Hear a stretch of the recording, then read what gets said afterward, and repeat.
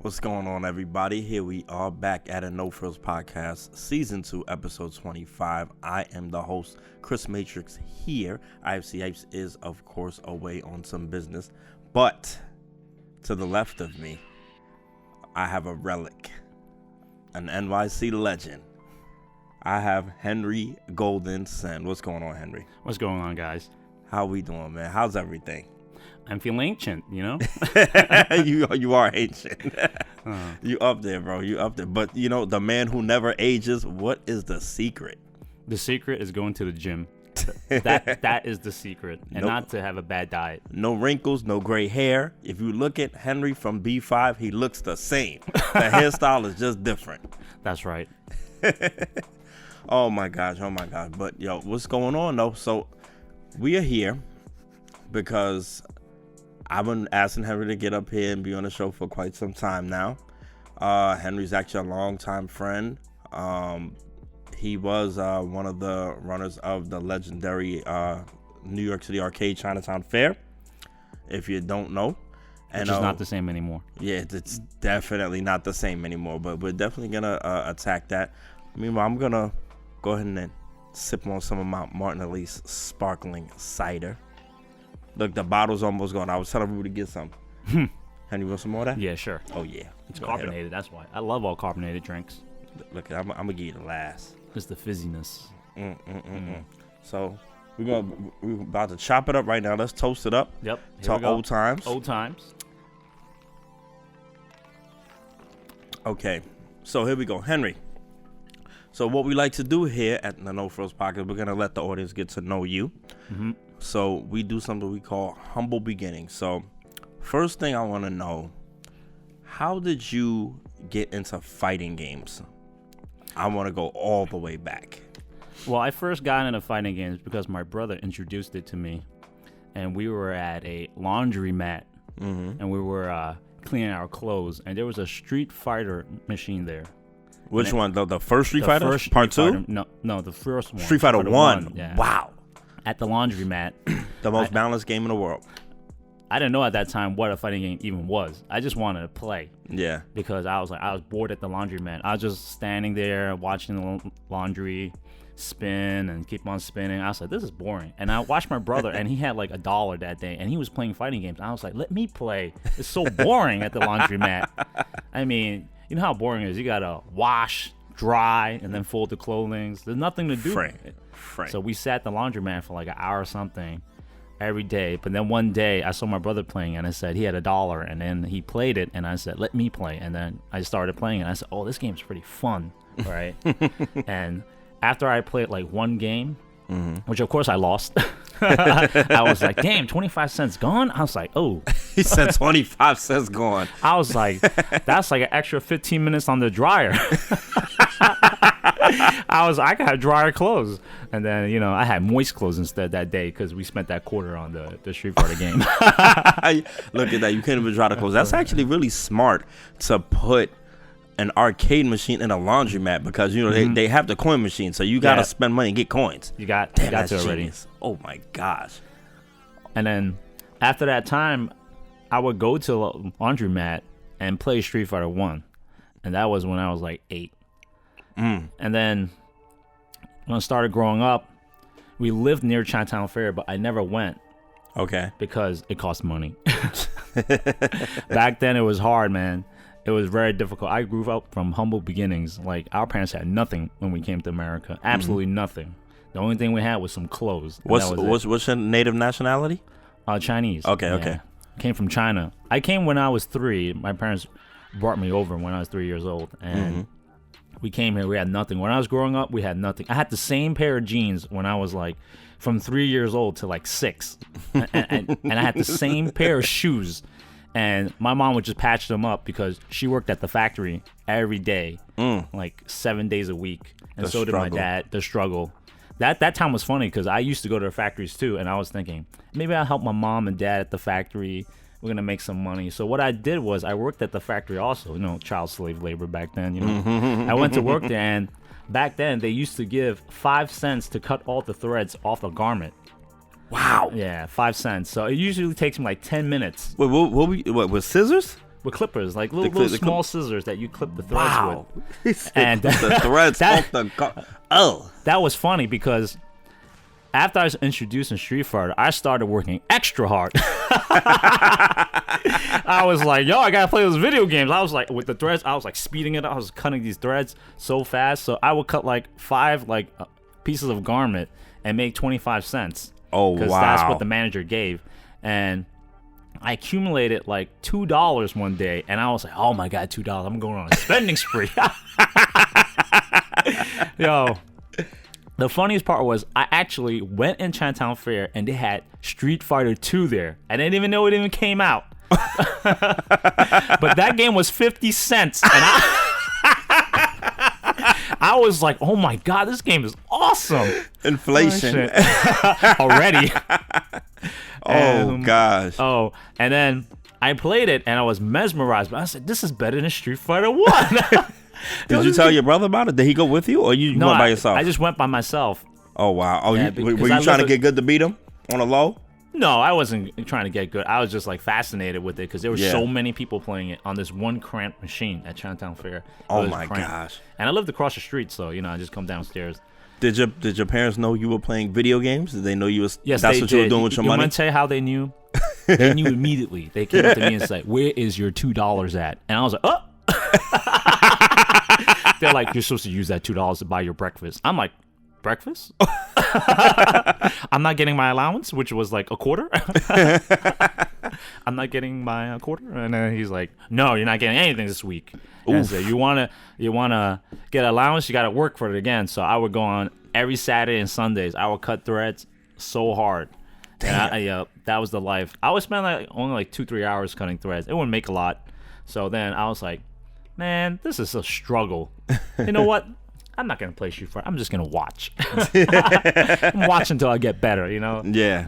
That's after, I spent $5. At that time, that was a crazy amount already. Oh, hell yeah. Listen, $5. You go to those, like Nathan's that had, the hot dogs and then an arcade in the back or something, or like a Chuck E. Cheese. $5, you playing for the day. You having fun for the day. I'm going to tell you, at that time, they had something called Pizza Palace on East Broadway. Okay. It's a pizza place. They had Street Fighter 2 also. And they had a combo deal. For $1, you get a slice of pizza and a large drink. And that was my go-to staple, back then when I was poverty. And sometimes I would stand there. I was like, yo, back then when you're poor, you can't play a full game. So what people do is they share a game. Like, you go around 1, I go around 2, Damn, so that's how it was done back then. It was rough back then, especially in the 80s. Mm-hmm. Back then when I was 8 and 9, my parents wouldn't even care. They'd be like, yeah, just go out, just come back before 8 p.m., I'll be like, damn, I gotta be on the streets. I was like, how come everyone goes home and gets a meal? When I go home, I gotta struggle again. Gotta fight with my brothers to eat, Oh, man. Oh, man. That's crazy. So that was the life growing up. I mean, now it's better, I think if you put some hard work into it, you're gonna succeed in life. Yeah, no. Yeah, it's great that, because listen, people need to know, the world ain't all sunshines and rainbows in the FGC, you know what I mean? Everything definitely came from somewhere, and back then it was really a struggle. You know what I mean? When them games was a quarter, sometimes I found myself, walking around pizza shops, looking on the floor to see if people drop change. You know what I mean? You find a couple dimes and nickels, you good money, and then you go to the cash register, can I get a quarter? Well, I'll probably tell people about a time in my life when I was probably in the bad behavior mode, and it was when I was 11, I started hanging out in the streets and stuff.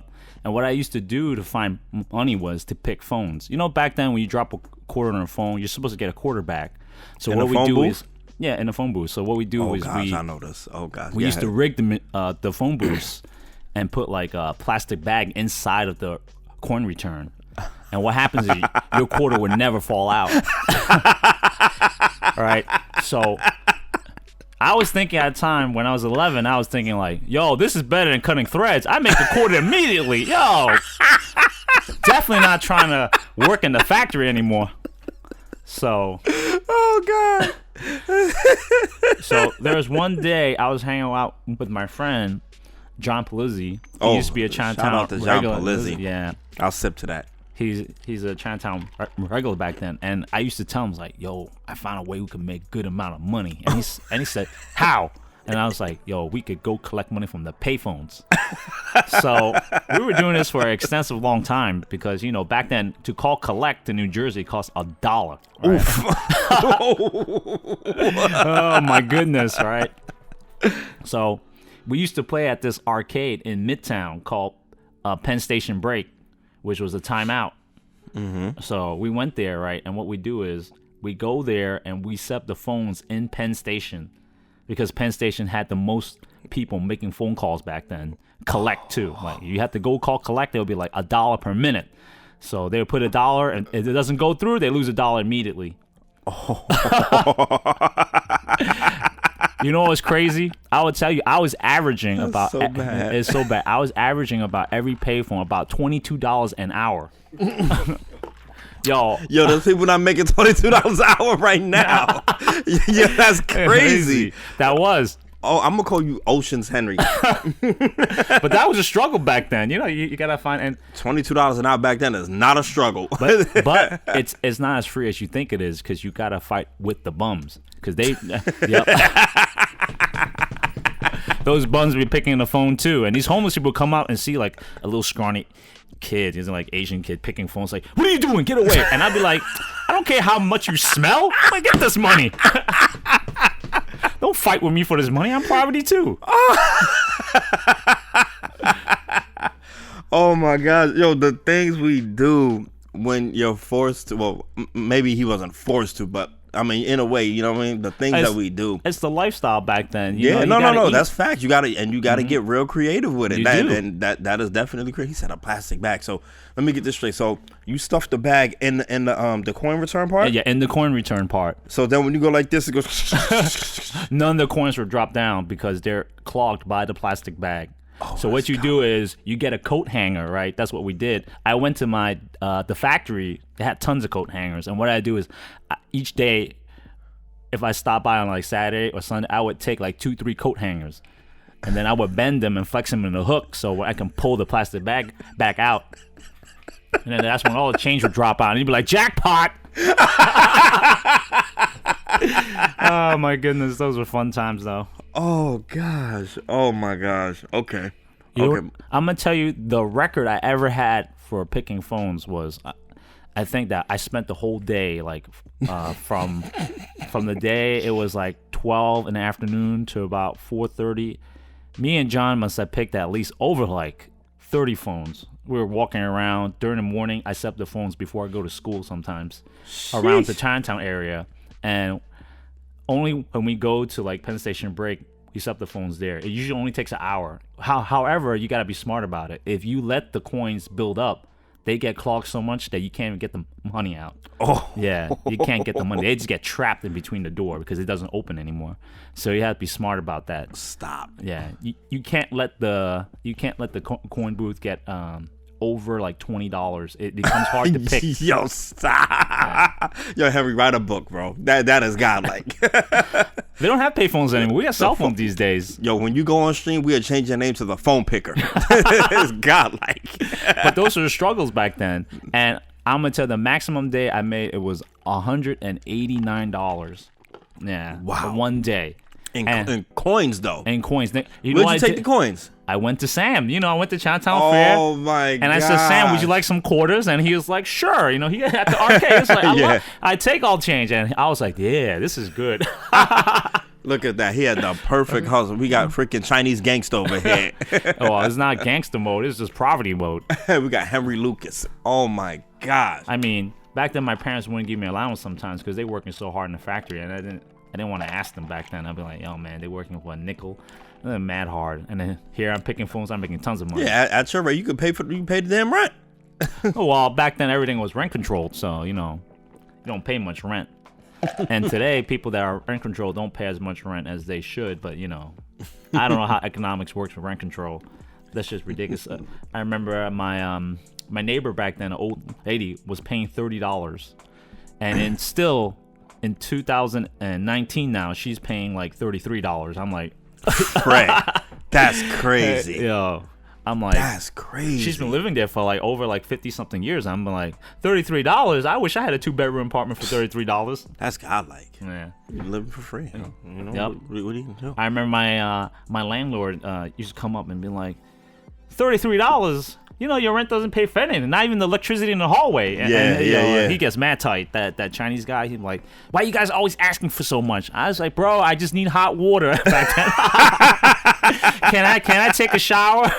Please. The building that I used to live in across the street from Chinatown, we always had problems like that. There was no hot water, no cold water sometimes. It's just terrible. It's like the living conditions back then. It's like sometimes there's no heat for like an entire 2 weeks back then. Oof. You would complain. You know what the landlord tell you? Just put on some more clothes. It's, I don't have money to pay for gas. It's like I'm behind bills already. You guys not paying enough. I'd be like, oh man. You got a whole lot. Yo. That's crazy. Nowadays in the apartments, the tenants just keep on trying to sue the landlord. The landlord just says, I got no money, you know. That's all he keeps on saying. You guys not paying rent. He says my property taxes are more than the rental income. So, he's crying a river over there. No, that it's true. It's true. But back then, it was the hard life. You know, when I picked the phone money, I used to give some of my money to my mom so she could buy groceries and stuff because groceries weren't that expensive. But then it was hard to pick phones back then as the bums started doing it more and more. That shit was a struggle. You had to fight with the bums. That shit is ridiculous. Well, man, had competition. It was crazy competition. Not only were you fighting with the bums, sometimes if you go to Midtown, you're fighting with the crack addicts and shit. He said Midtown. Yeah. You know, back then they had Playland on 42nd Street. They had two of them. One on 42nd and one on 49th, I believe. And Broadway City Arcade on like 53rd or something. And those arcades were like the prime time arcades that you want to go to because they always had the newest games first. I always used to ask Sam, yo, what's going on, man? They got Mortal Kombat 2 already. We still on Mortal Kombat 1. Sam's like, I'm trying. They don't have it for me. I mean, what do you don't have it? They have 4 machines over there. You couldn't get one of them? Oh, that shit was funny. Oh my gosh. Oh, okay. So, all right. So you were going to Chinatown Fair. You found Street Fighter 2. Now, what happened between you finding Street Fighter 2 there and playing? And to the time you started working there, like what happened between that time? All right, so what happened was there was one day I didn't feel like setting up phones that day, and plus they were changing the phones back then. You know, technology was improving, and like you can call collect. you can call collect, and you know that started a big problem back then when people started calling collect. And you took a pay cut. Definitely one of those issues that happened. But what happened was slowly people started using pagers. You know, technology started improving and less people use payphones as a means to call people long distance. And cell phones was on the rise. They were coming out with them. And, you know, when I go collect the money, it used to be only like $2, $3. And it used to be a big problem. And I was like, damn, this is terrible. All right, I'm not making enough money to even eat now. Right, but at the start it was banging. I was like, damn. So what the phone companies did was they actually removed the door. If you ever look at the updated phones that was coming out, some of the payphones had no door, so you can never ever clog it. The coin will still come out, and you can reach inside the finger and grab anything that's blocking its way. So they made it easier. So, and plus they changed the design of the phones, so they made it more difficult to clog. And, you know, then I wasn't making enough money. So the only way you can actually make money is to find those older phones that had the door, which, you know, not many. They were changing it because of people like me and bums. And so as time progressed, I wasn't making enough money. I went to Chinatown Fair one day and I was hungry. And I was like, Sam, I asked Sam, I said, Sam, is there anything I could do for you today so I can get some dinner? And he was like, yeah, you can sweep the floor, clean the machines, you know. I was like, really? And he's like, yeah, just do it for me and I'll buy you he said, I'll buy you a meal. I'll buy you a Chinese food meal. Was Huey there at that time? He was still there, yeah. Okay. He was still there. I mean, Huey left at 9 p.m., so I was there at 10:30 and Sam was closing, and I asked him, I said, I'm really hungry right now. I said, if I go home right now, there'd be leftovers, some rice and water and some vegetables. That's about it. That's what happens because, I got 2 brothers and my grandma, my dad. Are you the youngest? Yeah, I'm the youngest. So, okay. I have 2 brothers. And my 2 brothers are aggressive, man. They eat a lot. They were young back then, too. You come home late, like 5 minutes, like half the food is already gone. So, I already thought about that. I was like, there's going to be nothing left. It's just going to be water and rice. I can't stomach that tonight. So I asked Sam, I said, can I do something to get a meal? And he said, yeah, just clean it. I cleaned the floor. He bought me some Chinese food back then. It was only $3.25 back then. Wow. Oh, my God. All right. $3.25 for Chinese food. I had a good dinner, better than home cooking. I was like, damn, this is good. Because when I go home, it's just like fish and some eggs. My parents would do the poverty stuff. You know what they do all the time? They mix a lot of water with the rice, so it's extra fluffy. So it makes like the bowl. Yeah. You gotta stretch it. What they do with the eggs is funny. So they would make like this egg souffle, and what they do is crack like 4 eggs and add like half a cup of water to it and mix it, and it will get even more fluffy. But I tell my parents, that's only air and water. What's going on? Oh, and plus my parents will always get the canned sardines, always, because it's 99 cents. You get these Chinese sardines with black beans, and they're 99 cents. They still sell them, but I think today they're like $1.69, almost $2. But they're really cheap. It's like cheap and protein, really salted. And you just buy them, you open in a can, you eat them. That was some good protein right there. That's some good protein, but that shit was poverty. We always had like canned food.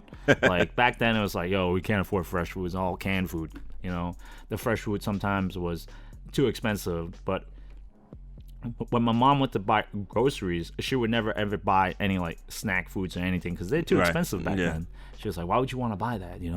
Back then it was crazy. You can get a full watermelon for like $1, under $1. Sheesh. Yeah. Back then they were like 12 cents a pound, Back then they were like 12 cents. Sometimes you get them cheaper. They have like these trucks that drive with like fruits back then. They have excess fruit they sell on the street. They just drive by, they sell it and say they got like cantaloupes for like 50 cents or like 25 cents. Yeah. But it's right off the truck. You just go up to the truck, grab a cantaloupe or watermelon, you pay the guy and just go. That's it. But now, the city's very strict, so they don't allow that stuff. Say, where did these watermelons come from? It could be non-organic. That's why you can't sell it on the streets. I always find that really funny. Like, fruit vendors need, like, a license that they need to sell fruits because they think it's going to be illicit with something, I know. Yeah. It's bananas. But people still do today, like at Sunset Park. If you drive around Sunset Park, they got like little illegal fruit stands and stuff. Where people still go. They're like, I'm gonna get some sugar cane from this guy, We out here peddling fruit. They got the machete going on. They're chopping the fruits for you. They got the fresh coconut juice for you. They're cutting it. That joint is good. That joint is good. But that's how I got my start at Chinatown Fair. Is when I asked Sam to work, he was like, okay. And then I came back the next day and I asked him again. I said, I want a meal, right? I said, can I clean the machines again and sweep the floor? He's like, yeah. And he brought me another meal again. I said, this is good. Yeah. I don't have to do that. I don't have to sweep the floor, clean up the machines, and mop. I get a meal. That's under an hour. I used to work really quick. I'd be like 30 minutes, I'm done. I said, where's my meal? Sam's like, hold on, I'm counting the money, And then he'll count some quarters and stuff. I'll say, here's $3.50. Go buy yourself a meal. And I'll buy myself a meal, and I'll be full. And then, next day, I would try the same thing again and see if Sam would be okay with it. And Sam was okay with it for like a really long time. Nice. And then one summer, I asked Sam for a job at Chinatown Fair. And I said, I think you need some help here with someone pass out change for you on like these Friday, Saturday, Sunday. I said, it's busy here, right? And then he was like, yeah, sure. And I was like, oh, that's cool. He just agreed to it. I was like, I'm going to be working now. I'm going to be making bread, right? I asked Sam, and I asked him, how much are you going to pay me? He said, $3.75. And I was like, $3.75? I said, all right, whatever. I was like, $3.75 an hour. At that time, I was working from 9 to about 12 at midnight. So it was 3 hours of work because he said he got Huey, he had Mr. Elijah there already. So he said you can only work about like 3 hours. So I basically worked for like 3 days, made a decent amount of money. It wasn't a lot because I remember my brother was like, I make $5.25. And I said, damn, he makes more than me. And I work mad hard sometimes. And my brother was, I work 8 hours a day, $5.25. Back then as a summer job. But as the summer came to a close, I had to go back to my same thing, sweeping for an hour and stuff, and I'd get a meal, and that was it. Mm-hmm. And then as the economy got a little bit better and the arcade business got a little bit better, that's when I was like around like probably like 13, 14 when Chinatown Fair had the boom. Mm-hmm. They had the arcade booms. They had like crazy godlike games coming out. Yeah. And a lot of times I would stand at Chinatown Fair passing out change. I said like, man, these people are playing terrible. They're wasting their money. These guys are stupid. If he just didn't jump, he would have won. So you're passing out change there and you're watching these people play and make all these mistakes. And then you come to the conclusion that I could do it better than them, right? Right? You watching? Give me second round. Hey, step aside. Let me body this guy for you. You're passing out change like, yo, just give me 1 second round, real quick. Put back the quarters in my pocket and stuff. Get out of here! I knew it. See? A lot of people think I used to get free games and stuff. Actually, not. I don't really get that much free games until I turn around like 16, and that's when Sam was like, I trust you with the keys to the machine. And he gave the keys to the machine to repair games and stuff because... Yeah, so now, that's what I'm curious about. So how did you learn how to repair the machines? Oh, so there was a guy, this tech that used to come into the store. His name was Roger. And he used to come to fix the games at Chinatown Fair. And I used to watch him fix the games as I was working at nighttime because that's when they fixed the games at 9 to 12. Mm-hmm. And that's what this guy's schedule was coming in. And I used to watch him fix the games. I'm like... he wasn't a regular guy. He was like someone that Sam hired outside. Okay. So he was probably like a freelance tech, and he said he had a job doing sound and audio, and he would come to fix arcade machines. And like after his job, he said he gets off work at 7, and then sometimes he'll just come to Channel Fair late at night to repair the games, right? If he could make it because he has a job. So he comes to fix the games, and sometimes some game would break like during the day, and I'd be like, damn, when's this guy coming? When's Roger coming? I want this game to work so I can play it. Right. So, after like a couple months, I got frustrated because, these new games come out and they break, And what happened was when they broke, I couldn't play it. And I was very frustrated because I want to body some people, Yeah. Because people were talking shit back then. Now, what were some of the common issues with the games that would break? Well, common issues that were simple fixes were like micro switches. Like, the micro switch would break. You just need to replace, Remove two screws. Okay. Right? That was it. I saw the guy do it, and I was like, that looks kind of easy. Mm-hmm. And I was like, I can copy that, right? That's all I did back then. I just copy people. I see it, I observe, I copy it, I just say, that's it. That's how it works. That's it. I'm not going to question it. Yeah. Right? If I need to question it, I'll ask, right? So when Roger used to come, he used to ask a lot of questions. And I told Sam, you can lose money if the game's broken anyway. So that's how I got into the repair business. Okay. But Sam never gave me a raise. Even though he's paying that guy more than me, I was like, it's whatever, I didn't care. I just wanted a game to work properly so these people that were shit talking back then would understand, put them in their place, because they were talking a lot of shit back then. They're like, I'm so good at this game. Like, I'll give you an example. There used to be people that come from like Midtown, talk shit about people in Chinatown. It's like, oh, these people play at Chinatown Fair are scrubs, they're trash, the machines are always broken, right? No wonder they're garbage and stuff. I'd be like, what?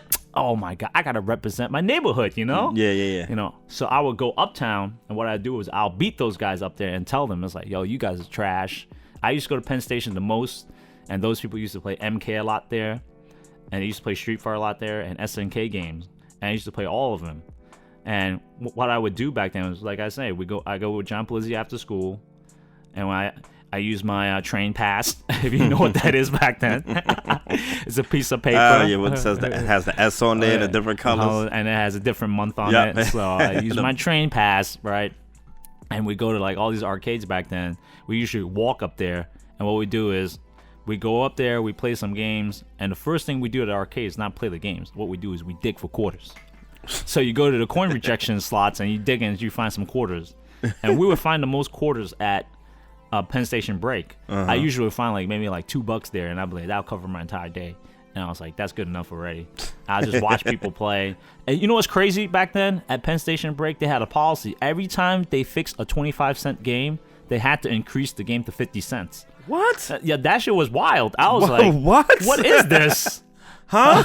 You would come one day, it'd be a quarter. The next day, it's like 50 cents. I'm like, what is it? And you know what the guy would tell me? The manager's name was Sinbad. And he looked just like the guy from, what's that show on TV? it was like in living color, but it was another show. I think it was Whole New World.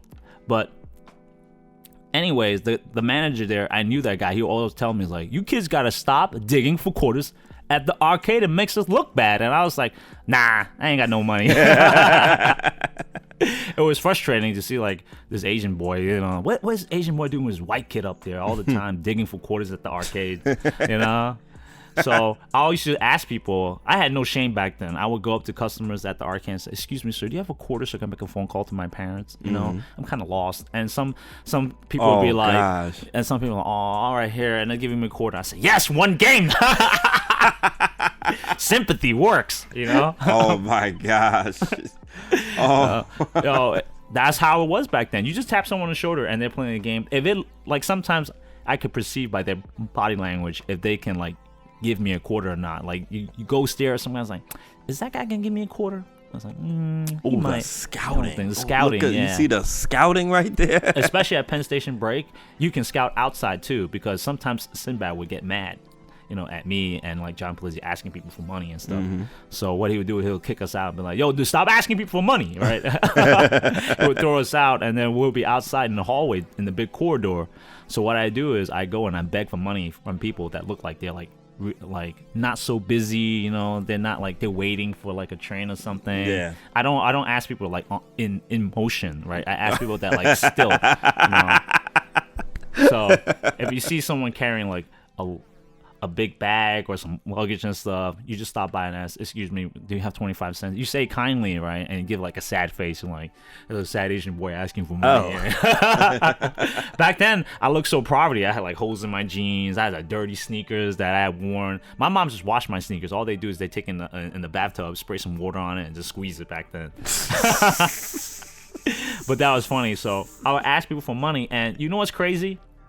Sometimes I think that when people beg and panhandle for money, they make more money than people actually working hard. Right. Like my parents be working mad hard for like $5. I just go and ask them, and they just give it. I was like, oh man, people are really nice, you know. they're really sympathetic, you know. You can abuse it pretty much, but you know, back then when I was like 12, you know, I'm 12-year-old asking like a full-grown adult, you know, like some old, like I give you an example. Old people would generally give more money, like if they're like in their 60s and they're like older. If you go and ask them like in a kind voice and like really sad, and you sound like you really need the money and desperate, they'll give you like $1, right? Oof. And that days I'll be like, I felt bad, but at the same time I was like, I'm hungry too, you know. That would be a pizza Yeah. and a drink back then, and I was like, yo, it's reasonable.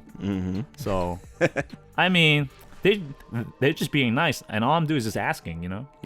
Nobody gets hurt when you ask, you know. They can give it if they want to. Yeah, you know? It's what we call today the option select.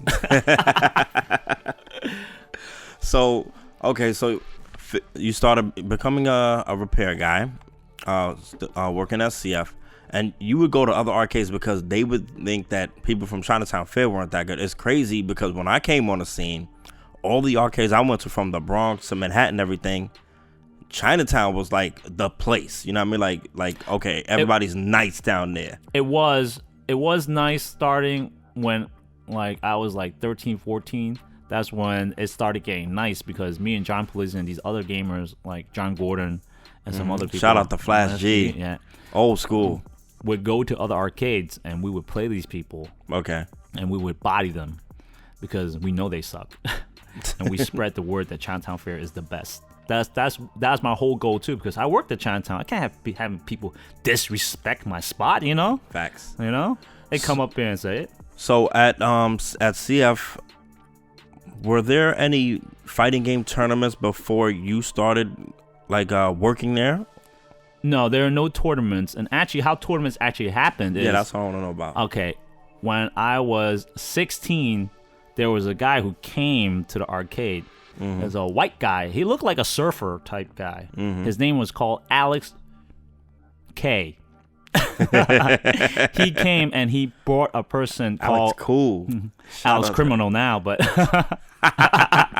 but he brought what was supposed to be New Jersey's best Street Fighter player, and that's when Street Fighter 3 just came out. Okay.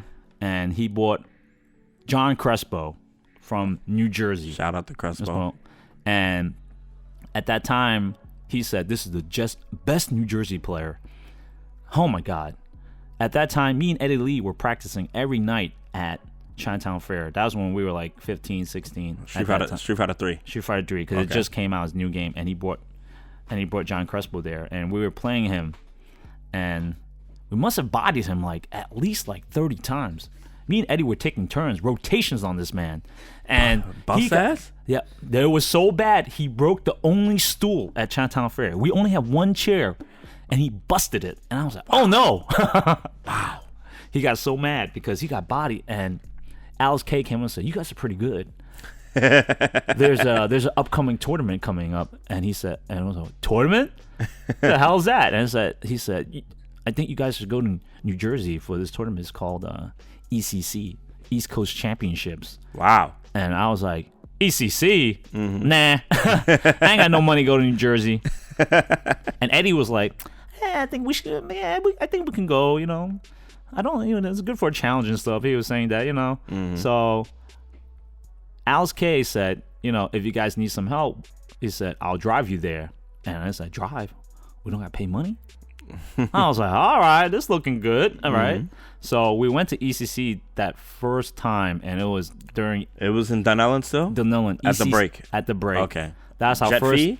Or was No, it Todd? no. Todd Dwyer was there. Yeah, Todd. Okay. Very young Todd Dwyer. Yeah.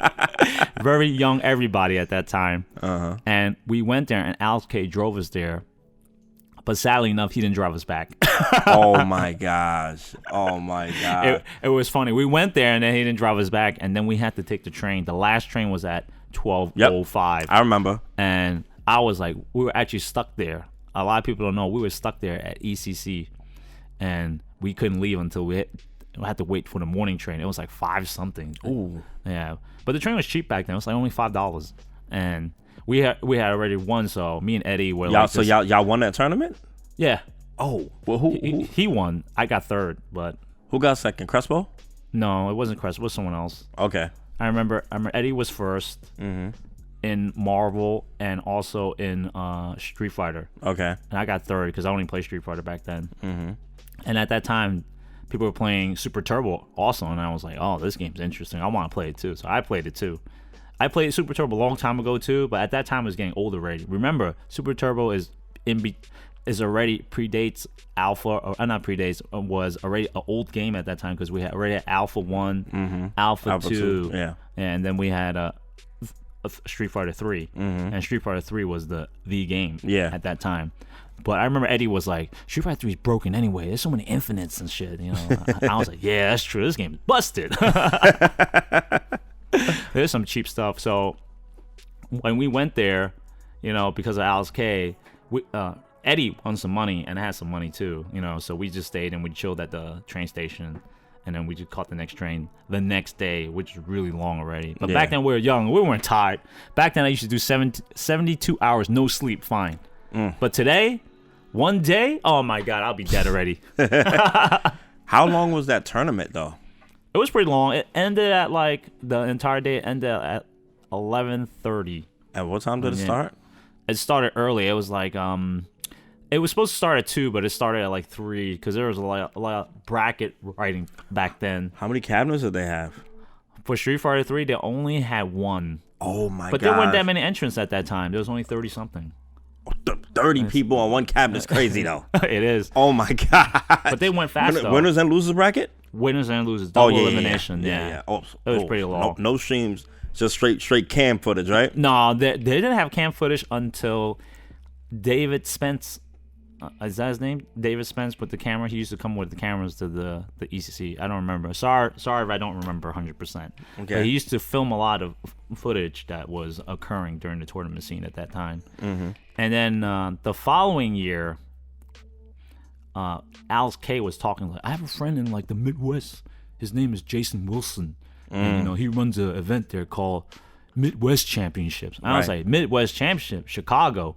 And I was like, should we go there? And the Greyhound bus at that time was only $20. That was round trip. And I said, how many hours is this bus ride? And he said, 17 and a half hours. Oh, yeah, I remember that. Oh, my God. I remember. Oof. So we went there in 1998. We went there because it was a 2-year gap that we were traveling around the East Coast, bodying everybody. When me and Eddie, after we found out about Alex K and tournaments, so we started traveling. So you haven't at this time you haven't held a tournament in CF yet? No, not yet. Okay, because we were just being competitors. At that time. Okay. There's no point to run a tournament at Chinatown Fair. We just practiced there. So what happened was, Ruby, turn the AC on a little bit. So what happened is we went there around traveling the East Coast, and the first stop we went to was Game Time. That's when we met a lot of the East Coast players like Ski Sonic. What's his name?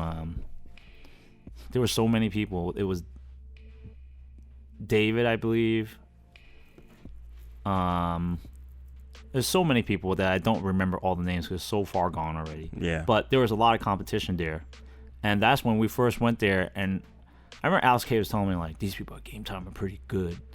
Oh, my goodness. When we went there, these people got utterly destroyed. And that's the first time, believe it or not, that's the first time we heard of something called a money match. Oh, my gosh. There were some salty people down there, and it's like, "What, you want a money match?" And I was like, "What the hell is that?" That's the first time I ever heard of this. And they're like, "We're gonna play for money." And I said, "Sure." I agreed to it immediately. That was the best time ever because I didn't lose at all. Me and Eddie, we didn't lose. We were just making money. So then Alex K said, "There's a pizza place in like Maryland," and he said, "We should go there." Damn, he's the plug on the tournaments, huh? There's not tournaments, but we just go around playing players. We went to Maryland, and it was Crazy John's Pizza. It's like a pizzeria, and they had an arcade inside. And they said they got some good Marvel players there and stuff. Oh, my God. When Eddie went there, he had 68 wins already on everybody. He was cooking Eddie Lee. Oh, my gosh. He was cooking everyone. Sadly enough, no one wanted to play Street Fighter 3 over there because they said the game was broken back then. It was. So he went down there. He was cooking people, and we were going around the whole, like, Northeast. And then we went to Connecticut, and we went there and we played at an arcade over there. They got destroyed over there too. Who was on Connecticut at that time? Whose arcade was that? I forgot whose arcade was that, but it was arcade right out of the train station. Wow. It was in like downtown, and it was in Hartford, I believe. Okay. Yeah. And and Alex K drove us there. And we were just driving around to every arcade we could find so we could body people.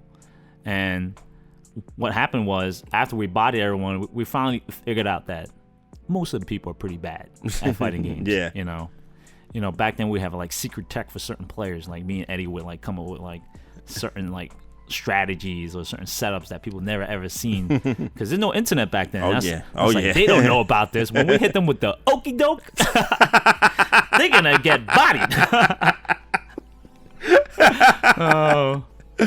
Oh my gosh. Those were some fun times, and that happened around until like 1998. That's when we went to Midwest Championship, and then I was like, yo, we gotta do something like this in Chinatown Fair, run tournaments. And that's when I started to run tournaments at Chinatown Fair. I mean, in 1998, when we won Midwest Championship, we won something called the Super Gun. I didn't even know what the hell it was, but Jason Wilson explained to us it's a portable arcade setup. And Eddie Lee had won that Super Gun. And at Chinatown Fair, we had an extra MVC1 board. And I was like, yo, I think we should practice this game. So I loaned the board to Eddie. Well, he eventually kept it, but, Sam didn't care about it because we had so many of them. Yeah. At Chinatown Fair, we had 4 setups for MVC1. Damn. So we didn't care. And Sam didn't care. He already made back so much money. He was like laughing through the whole way. That's when Chinatown Fair was actually making the most money. When MVC1 to MVC2, that's when Chinatown Fair was making cake. Yeah. I remember sometimes I would collect the quarters. It'd be so heavy I can't even pick it up. That tells you it's like at least like 20 pounds of quarters. Hell yeah. And back then I was young too. This skinny Asian, oh my God, 20 pounds. Okay. A lot of people didn't know, but when Chinatown Fair was making a lot of money, we only collected after the store was closed. So people can't see the revenue that the store made. Yeah. But when the store started declining, Sam changed his attitude and said, I'll just collect. We're not making that much money anyway. Who cares, right? They're going to see how much I make. Start doing some midday drops. Yep. And then I'm out of quarters now. So, he doesn't want to go to the bank and get quarters. It's a pain in the butt. He's like, I can't carry these quarters. Like trying to carry like $5,000 in quarters. You'll be like, nah. He's like, I'll just wait. So at that time, I was like, yo, business is kind of like slowing down. And I said, maybe it's time to run tournaments at Chinatown Fair. Mm-hmm. And that's when we started to run tournaments. Our first tournament was actually a Marvel versus Superheroes tournament. Okay. It's Marvel versus Street Fighter. I don't know how Marvel Superheroes versus Street Fighter. Yeah. That's our first tournament that we had at Chinatown Fair. Arturo talks about the time I made a mistake in tournament. Of course I made a mistake. It's the first time running a tournament. I don't know what the hell's going on. So what was that mistake exactly? Oh, Art had already won, but I put him as a loss. And I was like, whatever. It was an honest mistake. So he had to play again? Yeah, it was an honest mistake. He was salty? He was salty. He still talks about it today. He's like, that was my first ever tournament. It was the first Chinatown Fair tournament, not your first ever tournament. Hold on, but did he win though? At least did he win? Oh no. No, I think he got second. Oh gosh. So what game you said in Marvel Super Street Fighter? Yeah, that was Art was playing that?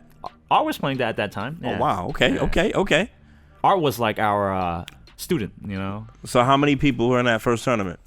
That first tournament, it wasn't a lot. I think it was like 28 people. Okay, no, that's decent though. That's decent amount of size because most. And did you put the cabinet on free play? No, there's no free. It's pay to play, free play. There's no such thing back then. That's actually too much though. Free play. Oh my god! Can't make the store lose money. You still gotta make money. And plus, I gotta get paid too. Sam used to. Every time I remember the first tournament. Sam said, "Oh, tournament, I don't agree with this." That's what Sam said. He said, "I don't agree with this. So you're taking business away by running a tournament." And he was like objecting to it. It actually took me a few months to convince him to actually run the tournament because he actually didn't know what tournaments are. But the only thing he knew that it was going to take up time and people couldn't play the game. So he got upset because he's like, I'm not going to make any money. But that game was getting so much action. Yeah, that's what I told him. I tried to explain to him back then. Sam was old at that time already. He was like 60-something, 69 or something. No, I'm sorry. He was 70-something at that time already. Yeah. I was 78 at that time. And I asked him, I was like, why not? And Sam was like, nah. It's not going to make money. And I was like, it's going to make money. They're going to keep on playing. After he saw the first initial test of it and he saw the bucket of money, he was like, oh, I like this. I like this. I bet. Yep. He was like, I like this. And then he's like, let's run another tournament next month. And I was like, yeah, we'll do that. Right. So we started to slowly run tournaments. Monthly? Yeah. Well, monthly, sometimes bi-monthly. I would get lazy, because I was a competitor back then, Chris. Yeah. Just spend my time trying to run tournaments. I got to body people back then. I got to let people know that they suck, Got to put them back into reality. Who was your first character that you was cooking people with in Street Fighter 3? Not third strike, not second impact. In Street Fighter 3, yeah. I was playing Yang at that time. Okay. Yeah. Okay. Because who was Eddie using? He was using Ibuki. He always used Ibuki. Oh, okay. Yeah. That's just okay. Yeah. I know he does like Ibuki. That's when me and him started traveling. That's when we became very prominent in like online back then. 56K, America Online from alt game, Street Fighter 2. That's the old time when SRK wasn't like a forum yet. That's where people used to post at. That's where we found out. So it was like a word of mouth. But we generally played in Denilin. That's where our recognition came from. 8 at the break. 8 on the break because we kept on winning. Break stakes were cheap, $2.99. Wow. Break stakes are godlike, by the way. Oh my gosh. Chris Cotty is still making break stakes today. Yeah. Damn, Chris Cotty. Yeah. He was the owner back then. He owns the building. He owns everything there. Oh, free. So he's gonna be there for quite a long time. Chris was actually like one of the owners I actually talked to a lot back then. When we used to go to a break, because back then the break was every Tuesday and every Thursdays. They didn't have like one. What was on week. Tuesday? It was versus games on Tuesdays and Street Fighter on Thursdays. Really? Yeah. So it was split up. Wow. Because when I was going there, break was Thursday. Because we used to have a nice rotation of Marvel. Wednesday we'd play a loss. Thursday break tournament, Friday CF, Saturday CF tournament, Sunday salty run back, then go to work. Those were like the early 2000s. Yeah. Marvel 2 days. Oh yeah. And then in like 2000, like when I was like 21, my friend Jay, he introduced me to a game. Uber J? Uber J, yeah. Hey, Uber J. Shout out to Uber J. He introduced me to like this new game, like this new MMORPG. Oh my god. It was called EverQuest. He was playing it for a long time already. He's like, this game is awesome. And I said, really? And I went out and I went to GameStop and I bought this game. And it was expensive back then. And when I paid for it, I already had doubts already. And I was regretting already. But it's a PC game. It's my first time. And I saw Jay play it already. And I was like, yo, I'm going to play this game. I played the game. And I fell in love with the game. And I said, oh, man, this could be the future of gaming. MMORPGs. I said, oh. And my idea was like, fighting games was not that interesting because you can't play as a whole collective at the same time. Yeah. So that changed my idea of how gaming should be. It should be like about more than just 1v1. It's more like people cooperate and collaborate to do something larger. Right. You know, at that time, it was probably some kind of socialist ideals I had back then, you know. And I was like, yo, this shit is God, like, we'll all work together, we'll become better, right? So that was my idea because the FGC, the idea is like more one-on-one. It's either you or me, right? And I didn't like that idea too much, you know. But as I get older, I understand it. But, you know, at that time, I was like, it's not appealing to me anymore. I already beat so many people already. I won tournaments already. Why am I still trying to prove myself, you know? And who am I marketing to, you know? Who cares? You know, right. Back then, I was like, back who then, cares? Back then, like, who cares? I won so much tournament. I can talk shit to anybody, right? I already did already. That's why back then my favorite phrase was garbage, you know. I used to tell people, you garbage, you know. They come and ask me. So back then I had a really nasty attitude. If you came up and asked me for any advice, I'll be just like, figure it out for yourself. Why are you asking me? And if I told you, you're not going to get it anyways. That's what I always thought back then. That's where the stigma came. Nobody wants to help each other. Everybody's against each other. Nobody's supposed to help each other. No, but the thing is, why should I help you beat me? That's stupid back then. I thought like that. You know, if I helped you beat me, then I wouldn't be a champion anymore, right? Facts. Right? It's like, you shouldn't help people like that. Try to take your seat, you know? They want to sit, they have to make their own chair. He said they gotta make their own chair. That's right. Henry you can't help someone make a chair for you so you can sit on it.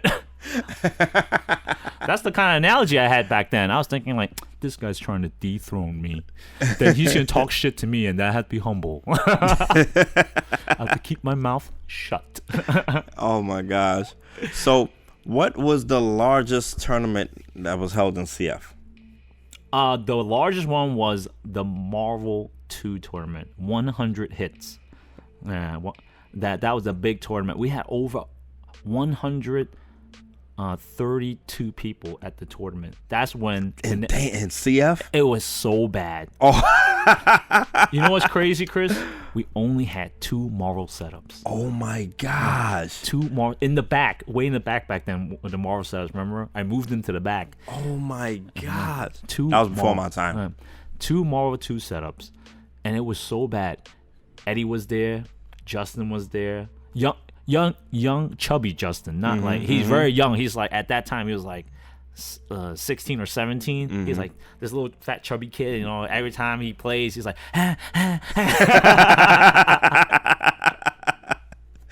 oh my goodness. The funny part about Justin was at that time when me and Eddie were winning tournaments, this random Asian kid, fat chubby Asian kid, came out of nowhere and said, I'm gonna beat you guys. That was Justin? That was Justin. Oh my god. He said, I'm gonna beat you guys. And I was laughing. I was like, who is this guy? Me and Mike D, Josh Wigfall were there, and we heard this little fat Asian kid telling us that they're gonna beat us. I was like, go home. I was like, go home. Past your bedtime already. Come on.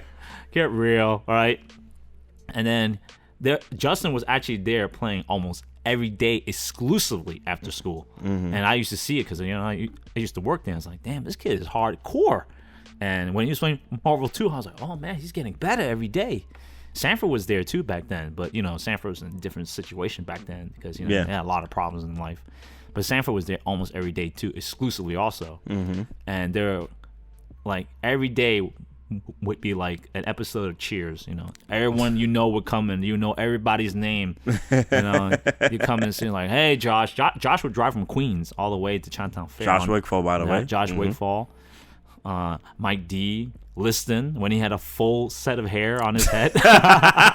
We called him Young Prince back then because he looked like an Arabian prince back then. He had a full hair and everything. I was like, damn, this guy's mad cool. I was like, damn. Oh, shout out to Gary. That's his middle name. We call him Gary. We like Gary.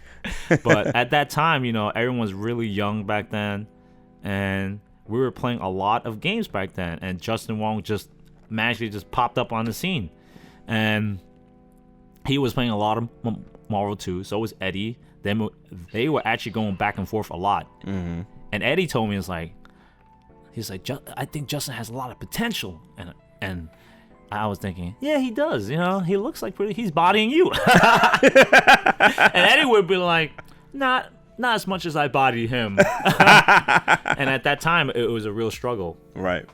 And he finally went the next year to the break, and he won the break tournament. Wait, who won that 100 hits tournament? It was Justin.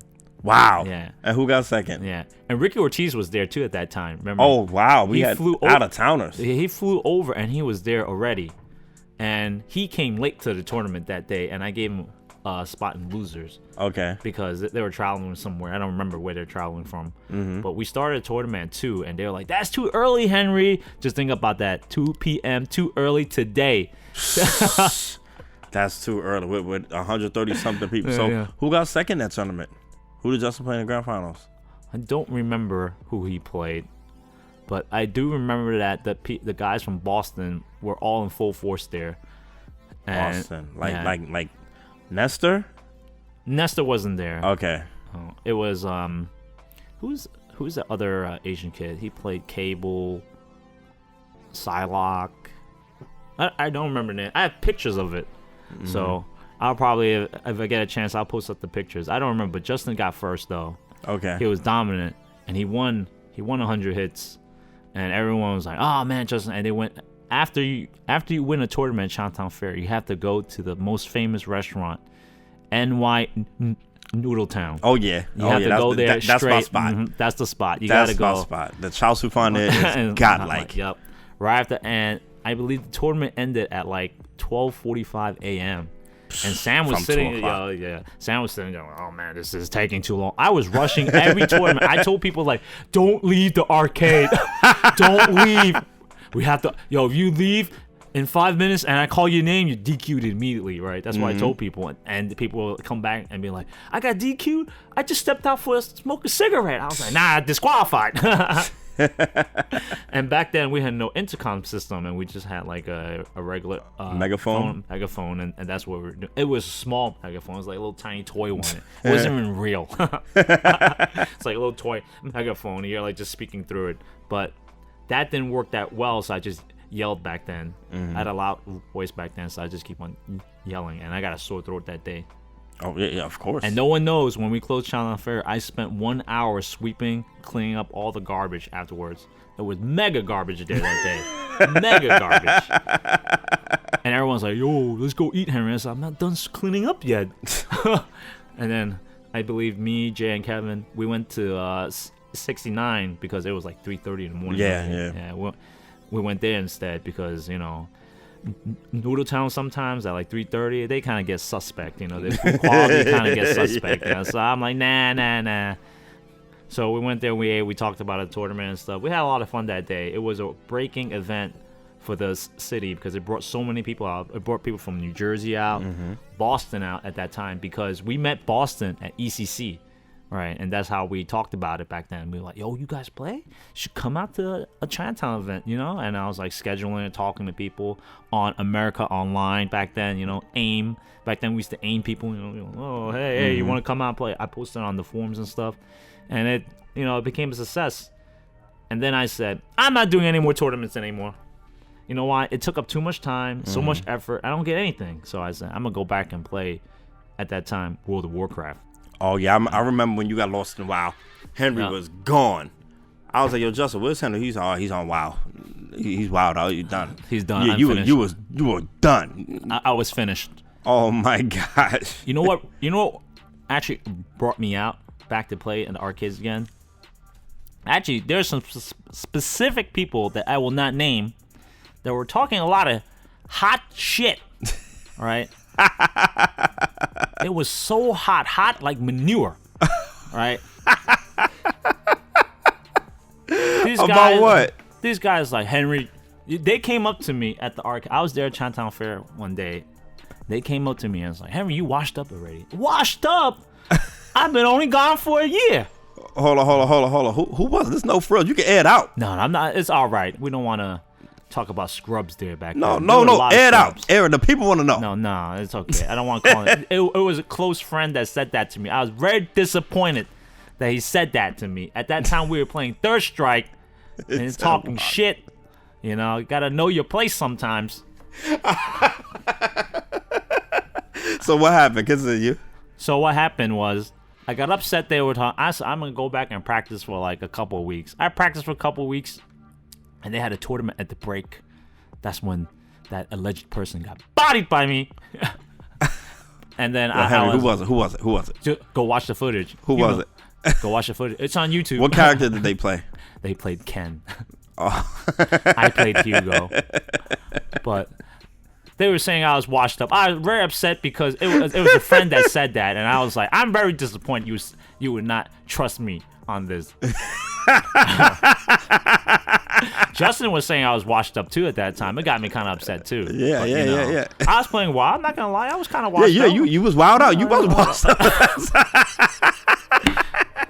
Henry trying to come back. Oh, but that's I was trying to come back, and Justin and freaking Nybor and freaking Fly, they was playing a lot of Third Strike. Well, they were all talking shit about me, and they're like, "Oh my God, Henry, you don't play anymore. Yep. You're not good anymore."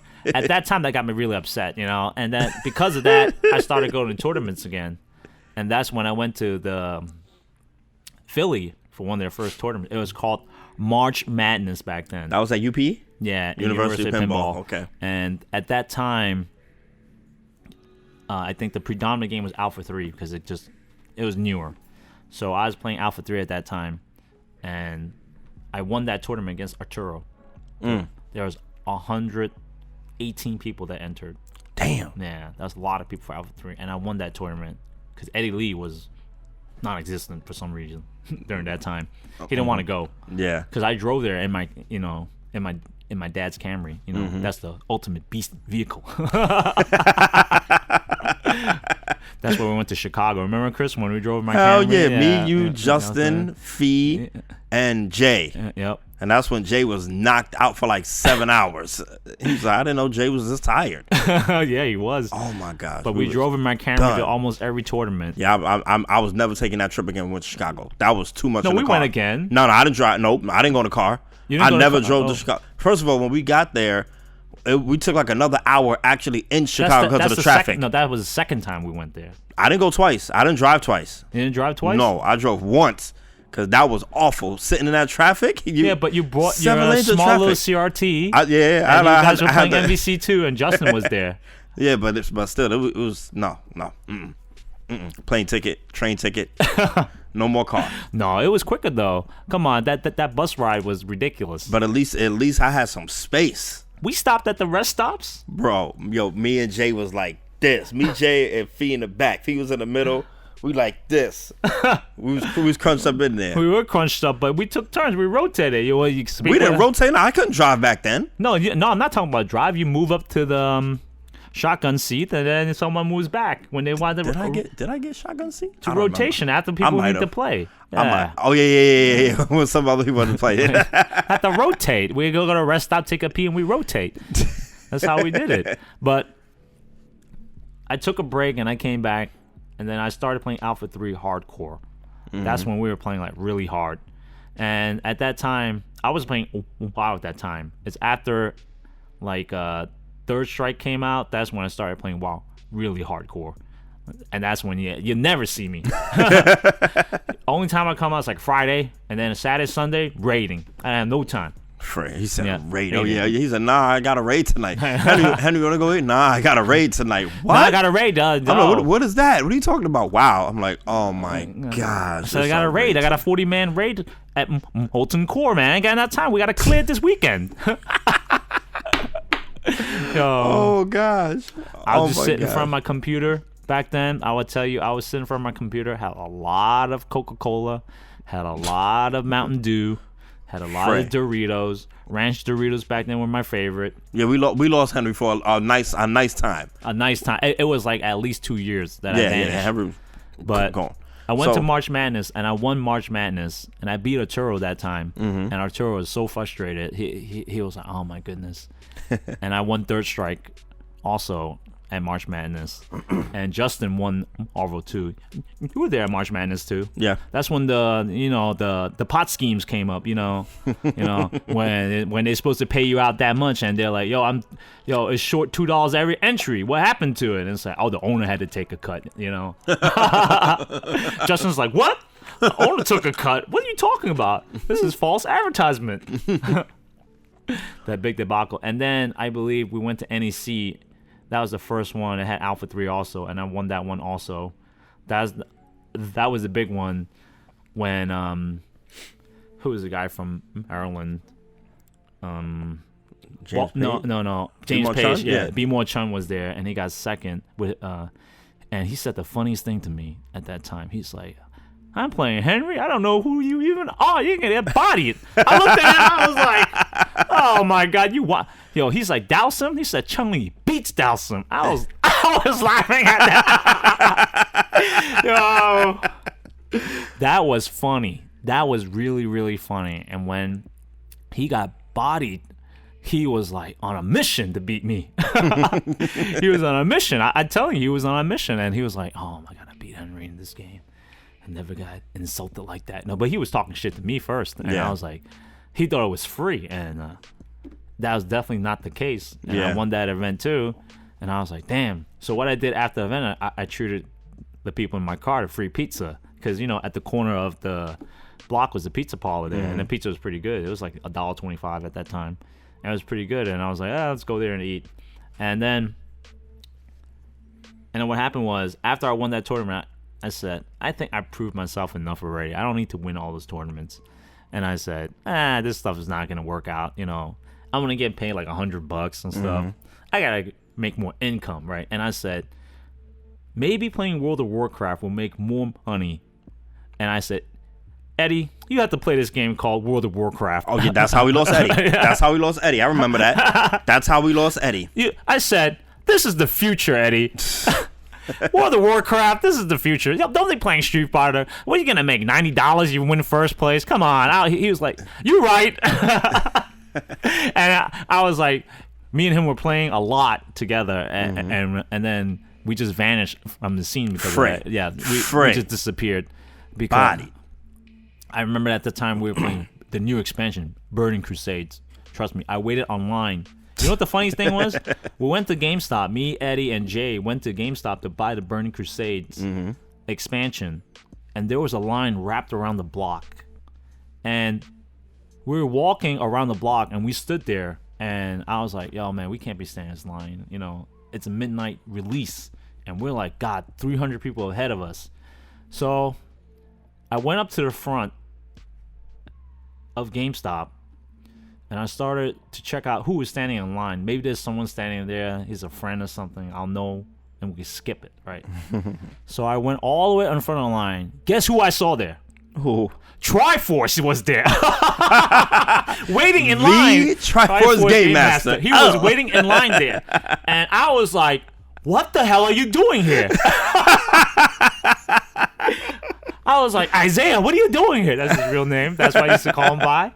And I was like, what are you doing here? He's like, I'm getting copies from my friend. I was like, you're waiting?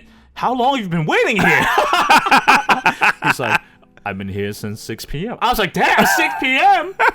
I got there at 10:30, so he's living 6. I'm like, this guy knows how to wait online. That became his specialty. Of course, everyone knows that, right? Oh, yeah. So I saw him and said, yo, Triforce, can I get in here? And he was like, yeah, sure. And we got Jay and me and Eddie, and we just skipped the line and we bought ourselves a copy. I was so happy. Yo, you don't know how thrilled I was to see a familiar face on that long-ass line. What are you doing here? I said, you don't play no MMORPGs. So I'm buying for some other people. And I was like, damn, all right. Free. That was free, though. But that made a big change in my mind about Triforce sometimes, you know. Mm-hmm. Me and Triforce don't agree on a lot of stuff, but I respect him, you know. Yeah. You know, he has a good heart, but, you know, just wrong intentions placed in the wrong places. Yeah. You know? Yeah. Oh, yeah. There is going to be a Triforce episode coming very soon. I'm actually very happy about that. Isn't Triforce in Ghana or someplace right now? Yeah, he's in Africa. He is making plans to come over, and he will be shooting an episode. What happened? I thought he was in Jamaica. What did he get? He was over there. Nah.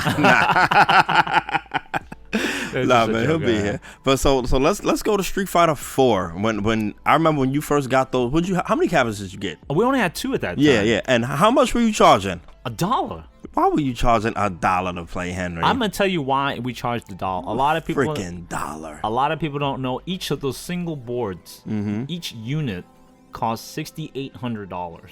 Oof. Yeah. And really? Remember, yeah, that's in 2008. It cost $6,800, and Sam didn't want to pay up for it. And I was like, "You not buying Street Fighter 4?" He said, "No, I ain't got the money." And he said, "How much would it cost?" I said, $20,000 about. And he was like, "No, I'm not buying it." Wow. And at that time, I was like, "You're not buying it?" And I said, so I asked my current partner, Nick, remember? Mm-hmm, and I asked him, "Say, you want to buy the game, and then, you know, you could do profit sharing." And then Sam agreed to it, and then Nick purchased the game, but then we also needed the cabinets. And the cabinets at that time, the Vulix cabinets at that time, were ridiculous. Mm-hmm. I called the company overseas and I asked them, I said, "Excuse me, do you guys know the price of a Vulix cabinet?" They told me $6,500 per cabinet. Oof. And I was like, 65? What? Hello? You telling me this machine costs $6,500? An empty cabinet. Oh my gosh. And I was like, this is exceeding our budget, right? Oof. So, you know what I said? You know, so I'm good at carpentry, you know? So you that's 13 right there. Yeah, that's 13 right there. And at that time, I would tell you, a lot of people don't know, if you import stuff from another country via boat, right? Mm-hmm. What happens is you have to hire someone to clear it. That means you have to pay on port of entry someone to clear the customs for you. I think we paid like $1,300 to clear the customs on the machines that we bought later on. Damn. Yeah. What an investment. What an investment that people have to make back then. You know, you got to make money somehow. I mean, did you make that back? I hope those cabinets got them back. I would tell you that we made back the money plus more. Okay. It's no secret now. You know, Street Fighter 4 is an old game. Mm-hmm. You know, every side that we were collecting on back then was making about $380 a day. Ooh. So it was about $700 plus or minus every single day that we're making on Street Fighter 4. and Henry had it on a 6-win max. No, it was 3-win max at the start. Yeah, at the very beginning, 3 wins. 3-win so max. you can only get 3 wins and then you up. I didn't know about that setting until I actually went into the setting the first day, and I said, "Oh, you can set a limit on winning." And I said, "I gotta take advantage of this." Henry, dollar muncher, boy, dollar muncher. You have to be a good business person, and you have to think you have to make back the money for Sam. Of course, you have to make back money. You know, you have to give Sam money, and you have to give my business partner money back. Mm-hmm. So that's how we have to make money. So I believe we made, in total, I think we made about, on the cabinets itself, when we had all 4 cabinets, we made a gross revenue of $79K. Oof. Yeah, on those cabinets. So it cost us about 30 something because I made the cabinets in my garage. Mm-hmm.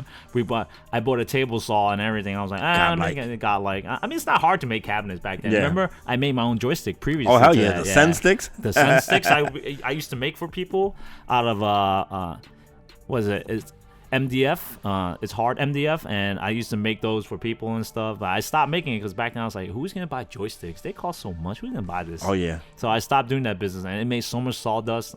I didn't like that either. I had to work so hard to make joysticks, and people used to complain, "This button's out of position or something." I said, "I don't like this configuration." Oh yeah. People asked for services back then that were ridiculous. You know, they like, "I like the Sega layout. Can you change this for me?" I'm like, "It's a piece of wood. I can't. I have to make you a new one." They'd be like, "No, it's part of the package, right?" I'm like, "No." They ask for the most ridiculous things. It's like, "Well, I want a Japanese joystick." Japanese joysticks don't fit on American particle boards. They're 3/4 of an inch thick. You gotta go and mill out like half the wood and stuff. People don't understand that. They just think you can pop a joystick in like that. I'll be like, that's not how it works. Yeah. Your joystick will be like 1 centimeter, and you'll be like playing on a nub, you know? Yeah, facts. Yeah. They're like, "Yo, why is the joystick so low? I thought it was taller." But people didn't understand that you had to do a lot of work in order to mod stuff on wood. You know, it's not made out of steel. So I stopped making joysticks because back then I wanted to get into the arcade business itself. So I was like, I'm gonna go work. So I started to work at Broadway City Arcade for about 2 years. That's in Times Square. Yep. That place was terrible. Really? Yeah, my first experience at Times Square for the first year was dreadful. You got so many people coming in, so many people trying to lie to you and play you. You know, that's going to be consistently on a daily basis. You know, people come to you back then and say, "Well, this game didn't credit me up." And I was like, "What?" And then, it ate my quarter. You know, the funniest, I had the funniest lines ever. This is probably the most funniest line. This guy comes up to me and said, "This machine ate my quarter." And I said, "This machine doesn't take coins." He said, "Yes, it does." He says, "Right here in this slot here." I said, "That's the gap in between the wood." I was like, "You think quarters go in there?" I was like, "That's the gap in between the cabinets. What are you doing?" He said, "Well, it ate my quarter." And I was like, "What?" I was just looking at him. I was like, "What?" Oh my goodness. Sometimes the amount of stupidity that happens is so rampant. Like, someone came up to me and says, I remember when I worked at Broadway City Arcade, he said, excuse me, sir." And I said, "Yes, what's the problem?" He said, "This game didn't give me any tickets." And he said, "I played twice already, and they didn't give me not even one ticket." And I said, "That means you lost." And you know what the guy says to me? No. I clearly hit the 100 ticket mark." And he's like, Are you certain? It says you didn't win any tickets right there. It says on the digital display, it says 0. And he's like, no. It must be empty. It must be out of tickets. I opened the machine for him, and he looks at tickets like, "Those 100 tickets are mine." And I was like, and I said, "But there's always tickets in the machine. It doesn't mean it's yours." Yeah. He's like, "No, those are mine. I know I won them." And I was like, "If you won them, the tickets would just come out." And then he's like, "No, your machine clearly cheated me." And I went and I said, "All right, how about this? I'm going to hit the 100 target for you, and you'll see 100 tickets come out." I hit the target for him, and the tickets started coming out, and he says, "Those tickets are mine." And I was like, you know what I said? I said, "Sure, you can take the 100 tickets." Yeah. I don't want to. At that point, I said, "I don't want you bothering me anymore." Yeah. All right. Take the tickets, man. These are some of the situations that you have to deal with at Times Square because it's ridiculous up there because there's so many people. I used to get the best story. It's like, I had $100 on the card, and I checked the card and it only has like $5 on it, but I had $100 on it, you know. And people will always claim to have amount more than they usually do, but you know, it's a card system. You can check. And I love when people say, "The machine ate a $100 bill of mine." And I said, "This machine doesn't even accept $100 bills." They come up they conjure up all these like ideas and stuff and notions to try to say like maybe like this employee is really stupid and stuff. And they go like, "I need to speak with the technician." And I said, "Well, you're speaking to the technician right here." And they'll be like, "Nah, I want to speak to someone higher," you know. And they used to make all sorts of claims and stuff. I mean, it's to their interest, but it was hard to work at Times Square, and that was the thing. It's different from Chinatown Fair. You know, Chinatown Fair is like a community. Yep. You know, when we go there, you know, I don't expect Chrismatrix to come to me and say, "Yo, Henry, the machine ate $20 of mine, right? I want $20 back right now." Yeah, right. It's not like that. You know, everyone knows each other. Like Times Square is very like people are very indifferent to each other, and they don't really care. They're just to have fun, to get their point across, you know, and that's it. Definitely. But it was interesting working up there because I learned a lot of stuff. I learned a lot of stuff like how corporate businesses work, and and how they operate and what's their mindset, you know, and how they approach like customer service and stuff. And then afterwards, one day Justin said, "I need to get a job, Henry." And he came up to me and said, "Yo, Henry, I applied for a job at Dave & Buster's." And I was like, "Justin, you applied for a job at Dave & Buster's?" And I said, "I'm gonna go work there too. I want to see what this job's about." Right? It's like back then, Dave & Buster's back then was like my icon, you know, like it was like the business of all amusement business, because it's the most well-off business back then in terms of amusements and stores that they had. They had back then over 40 stores already. I was like, oh man, if I could learn all their secrets, I could open one myself, right? Right. And that's what I did. I said I want to become a spy. Undercover agent. Undercover espionage. Learn all their secrets and then do it yourself. So let me ask you. So what do you feel do you think it was necessarily the console whole like wave? Like what caused the decline that CF had to close? Like when did you know? Well, the problem with the decline is the manufacturers themselves, right? One example I'll give you was from Mortal Kombat 1, 2, and 3, all the way up till 5, which they had in the arcades. The price difference between each of those fully dedicated cabinets had a jump, which was ridiculous. So when Mortal Kombat first came out, you can probably buy a Mortal Kombat 1 cabinet for about $4,000, not including taxes, for around that price. Okay. When MK3 came out, it became like around like 5,000 mark. So I already told Sam that inflation is occurring, and we're still charging 50 cents, but your cost for the product is more. Right. So some way, somehow, you have to recuperate that cost. But when MK5 came out, the cabinets were already like $6,000. It's like $6,000. Everything was getting more expensive. And the first time I knew that things were getting too expensive was when we bought Virtua Fighter 3. I was like, hold up, this machine is mad expensive. The 50-inch screen Virtua Fighter 3 cabinet was like $13,000. It was like the most expensive. Every operator was complaining at that time. It's like, this machine is grossly expensive. I was like, for a fighting game, you want me to pay $13K? I mean, like, if you ask any operator, they'll be like, this is ridiculous. Yeah. But at that time, they were already charging 75 cents to play one game of Virtua Fighter. So that was really expensive already. And people didn't like Virtua Fighter 3, the first official one, because it was very glitchy. And it wasn't made really that... It was a good game, but it wasn't really that good, like, compared to Virtua Fighter 2. Right. Because Virtua Fighter 2 was a success. Because that game at Chinatown Fair back then, we used to make like $60 every day off Virtua Fighter 2. Right. It didn't make more than Daytona. I'll definitely tell you that. Daytona is still a game today. Right. You go to arcades like Dave & Buster's, they still have it. Because Daytona grosses a lot of revenue. And when you compare a driving game that's $1 that you play for like 3 minutes to a fighting game that you play in 5 minutes, of course the driving games can make more money.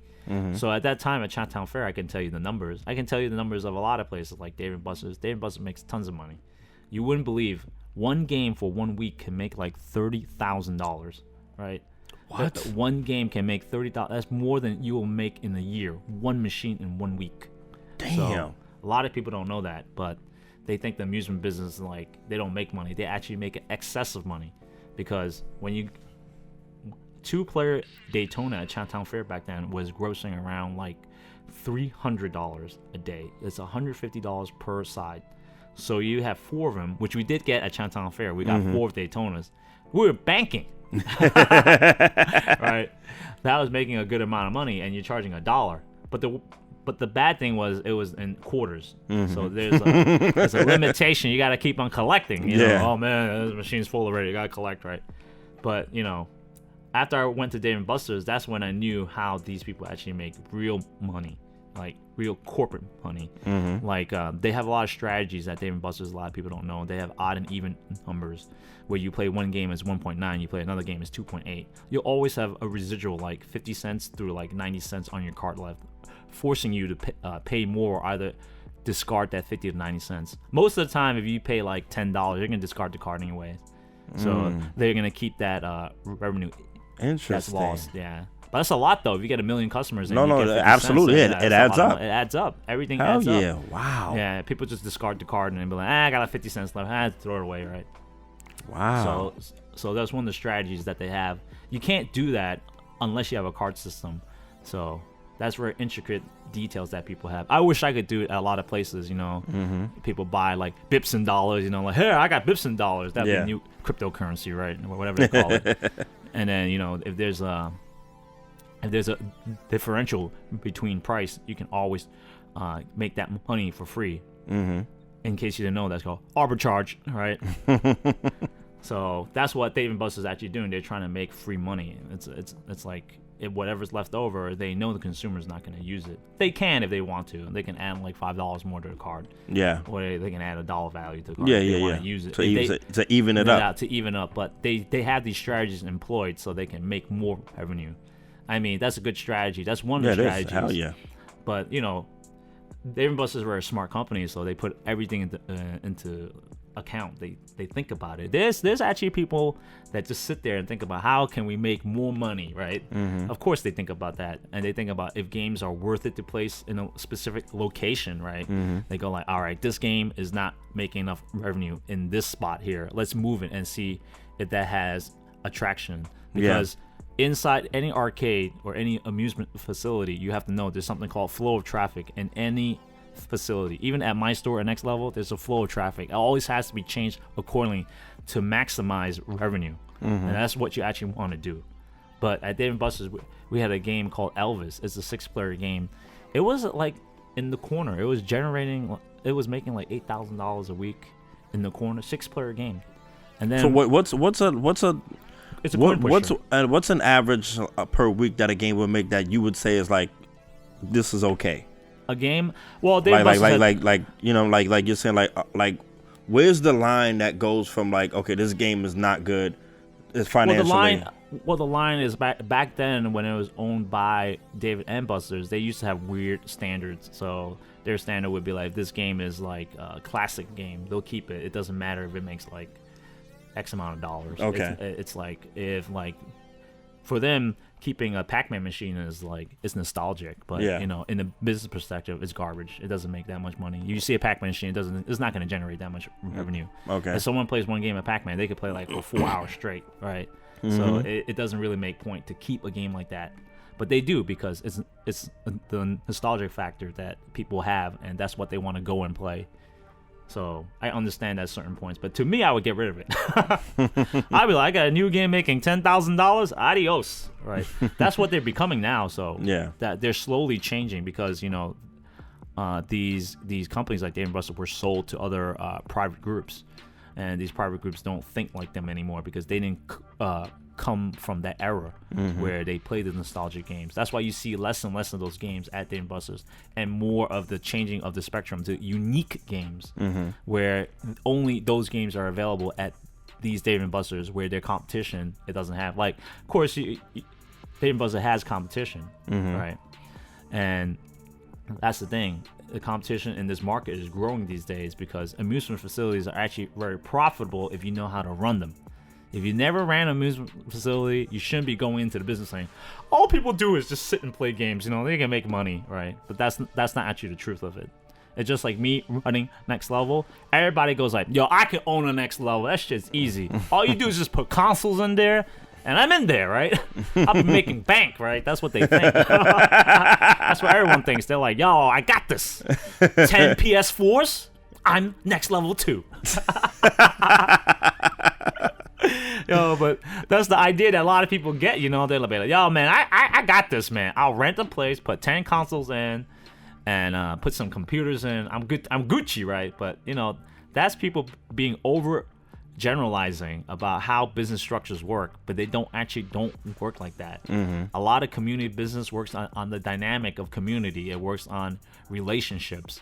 That's how you build a business, especially like a business like Next Level. You can't just go into it. You have to be a part of community, right? A place that people recognize. You just can't go. It's like going to how many people know that there's a martial arts dojo, and you be like, I'm gonna go in there, I'm gonna train this dojo, You don't even know what's it about. How many people are going to do that? They want to go to a dojo that's reputable. You're like, yo, Bruce Lee goes to this dojo? I'm in there. I'm going to that one, right? Tiger Showmans. Like, that's why Tiger Showmans didn't really work out. That's why they faded away. It was like a concept that was good. They're like gym and fitness and martial arts. But the idea is like, why should I go to this martial arts place? You know, this person's not reputable. Like, you got an instructor. It's not even black belt. That's white belts teaching you. It's like if you went into like playing a tournament, there's like this random ass person with no credentials saying, you know, I'm the most godlike Street Fighter player out there. It's some random dude telling you this, and then you're trying to say, oh really? Right? And you're like an intermediary player, and they're telling you. That's like when everybody used to come next level and say,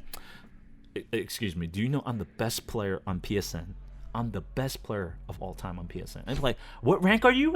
Yeah, facts. They become and try to like stretch their credentials where it doesn't mean much in online. When in reality, if you're ranked number 1, I give you an example. If you're ranked number 1 on CFN, right? What is it, Trashbox? When have you seen Trashbox consistently place number 1 at every tournament?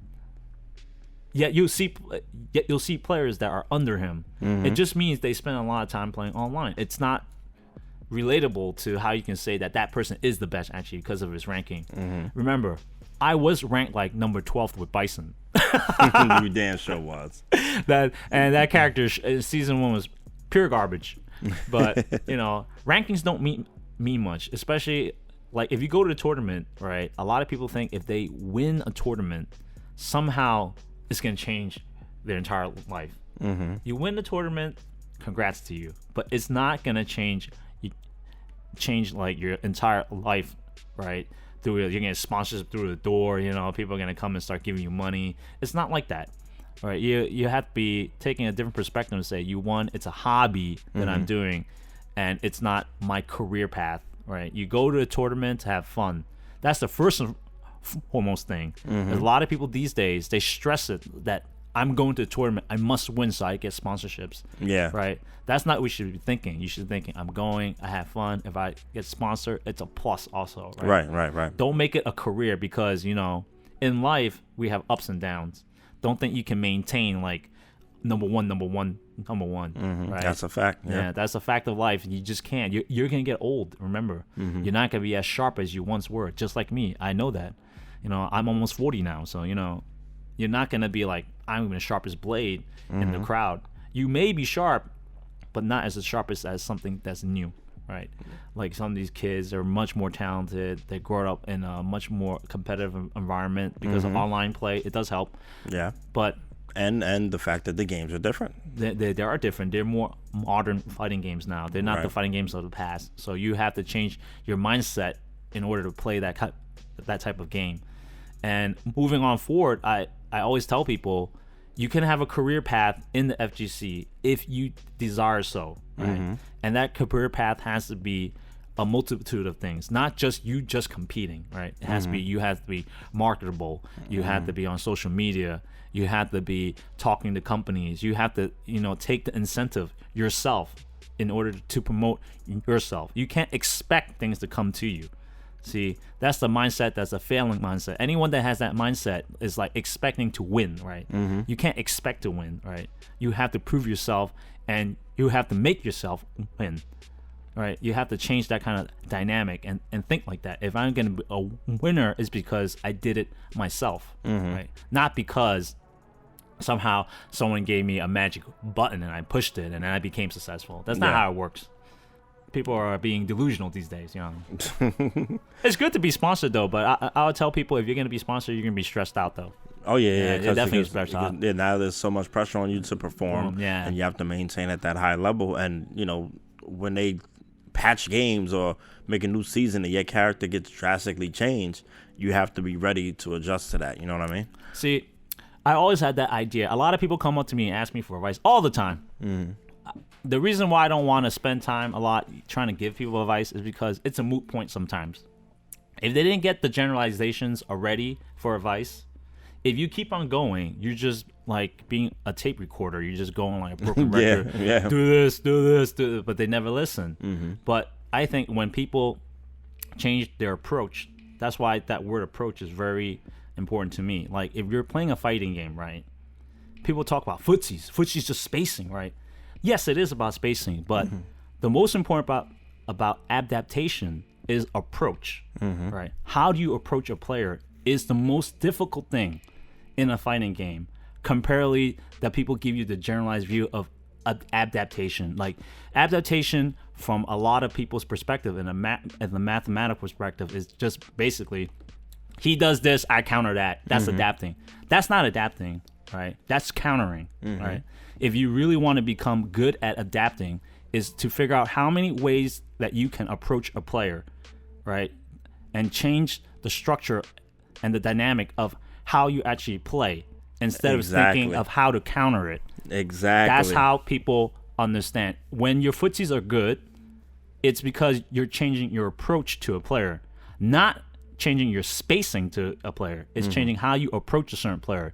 You can approach a player back then by just going back. If you hold back and be lame, that's a different approach, right? If you be aggressive, that's a different approach. But don't make this mindset of as adaptation is somehow trying to counter someone's mindset. You don't want to counter someone's mindset. You want to change your approach to how you play to that player, right? We don't know what the player is going to do. We don't know. But if you want to adapt to a player, you have to change your approach and how many ways you can approach a player.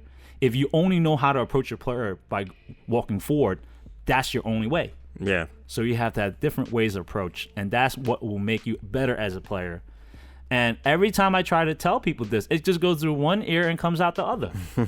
That's the funny part, you know? Yeah. No. Yeah. Unfortunately, it does go on one ear and out the Everybody wants that quick advice. They're like, Henry, yo, how you counter this move? You know how to counter it already. Exactly. You know how to counter. It's just your approach is not there. How you get to that approach is the difficult part that people don't try to understand. And they're like, but I saw Daigo do that. How did he do it? Because he knew how to approach that person, right? He knew that person had this kind of mindset that he was going into, and he approached that player with his counter mindset, right? You can say it's counter, but he was slowly approaching him in the way that he feels comfortable and safe at. A lot of people have different approaches. They play very risky. Some people play too conservative. Like Thanos said, you need balance, you know? Yeah. He's not wrong, you know, but you know. That's true. So I asked about like CF and everything because you know, like Watson owns Super Arcade, but unfortunately it's closing down. Yeah. You know what I mean? He's been doing this thing out there. Shout out to Watson. So like I ask you, could anything, like in hindsight now, do you feel anything could have been done to keep CF afloat? There's a lot of things that kept Chinatown Fair afloat. One thing is people have to have ambition. And the owner, Sam, at that time, he's already way old. He's in his 90s already. Okay. All right. Early 90s, right? I think he was like 89 at that time. He did pass away. Rest in peace, Sam. Yes. I believe he was like 80-something when Chinatown Fair closed, 89 when it closed. He was already looking forward to retirement already. But then he kept Chinatown Fair going because he's like, he actually loves the business because he loves seeing people. Just like me, I love seeing people. They come, you know, they go like, this is my home. It's my second, is my home away from home. You know, so that's what keeps me going too. You know, when people come, play, get better, that gives me enthusiasm to keep on running the business. Right. You know, when people come, show up and play, that tells me that they're interested in the game. They want to be more productive, right? And they want to go through all the hurdles in life to get to that point of being better. But there are also people that are very negative that come also in the community. You know, they come, they just want to be opportunists. They just want to come, take from the community and just go, you know. Yeah. Those people, they come and go. But the people that stay are the people that are loyal to what, I would say, not the game, but they're loyal to themselves. These people are loyal to themselves because they care that they want to get better, right? And for the benefit of themselves, they're being selfish. Yes, they are. But they're doing it because they want to find something in their life, right? They want to achieve something that they haven't achieved. And if you want to do that, you have to be selfish. And you can't invest time into other things that you probably would have invested in. Yeah. Right. There's nothing wrong with that, but that shows me that if people are selfish, they're going to have a growth that they haven't seen. You shouldn't be trying to help other people when you haven't already achieved the best for yourself. That's what I always believe. if you become really good already, you have achieved it. Then you can help people. But if you haven't achieved it yet, you can't go and say like, I'm homeless and I'm going to try to help someone else, right? That's hard, right? You can, but it's very difficult. You want to have the means in order to help people. That's why I said, and when people are experienced and they already have achieved greatness already, they can help other people by sacrificing their time. It's fine. But you have to understand that you can't go to like an intermediate player and ask for advanced advice. They don't know how to articulate or explain it to you. Yeah. So you're not going to get much from it. You may or may not. That depends on the person. But I rather focus on the individual that has the ambition to become the best. That you can tell when people want to be the best. They have a driving passion, right? Their passion is like obsession, to them, and they always think about the game. Like how you were playing Marvel 2 back then, you were like crazy for the game. I'm crazy for this game. I love this game. Yeah. Your passion shows. You know the frame data. You know everything about it, right? You don't want to be wrong on the situations that come up because they reflect in your gameplay. Anything that's already you've done wrong in a gameplay, you should think about it. Think about the pros and the cons. Keep on thinking about the situation. It's just like life. If you want to be ambitious, you have to be selfish, and you have to keep on driving yourself to that point, and then you can help yourself and other people. Because I would have loved to see you take over CF. I want to. The funny part is, I'll tell you this. I actually wanted to take over Chinatown Fair. I actually offered $250K in cash. Right, $250,000 cash money up front, and I was gonna buy Chinatown Fair at that time, and it closed. And at that time, that's a risky investment. That's a lot of capital just to give for an arcade. Right. But I already calculated that I would probably make back a substantial amount of money if we kept the same clientele. Yeah. So at that time, it was a long-term investment. I was thinking about this investment in the span of like 10 years. If I bought Chinatown Fair, what would I do? The rent already is going to be like $11,000. That's how much rent they're paying right now. Right? It's triple net lease that they pay for property tax, water and expenditures, everything. Probably our monthly expenses would be around $15,000, right? Including labor. So I used to do the accounting for Chinatown Fair. We were when the time Chinatown Fair was closing, I was making like 19K a month. So it doesn't look that profitable. But that was because, in my opinion, Sam wasn't doing reinvestments. So if he's not willing to upgrade the facility and change it, then you're not going to get a lot of growth. Right. And the problem with Chinatown Fair is it's stunt on growth also because they didn't have a lot of new fighting games. But I already knew when Street Fighter 4 came out, with its success, it would breed more fighting games already. So I already knew it was going to. That's why I offered $250K in cash. And I told Sam, you can have it next day, in a briefcase. If you want to do it. If you want to, it could be a bank transfer, right? And I transferred his money. And he didn't want to sell the business. And he gave me a counter offer, and he said $328K for Chinatown Fair. And I said, that's ridiculous. That's ridiculous. I told him, I said, I'm already paying you a premium, right? This is business. Everything is business. I said, I'm already paying you a premium.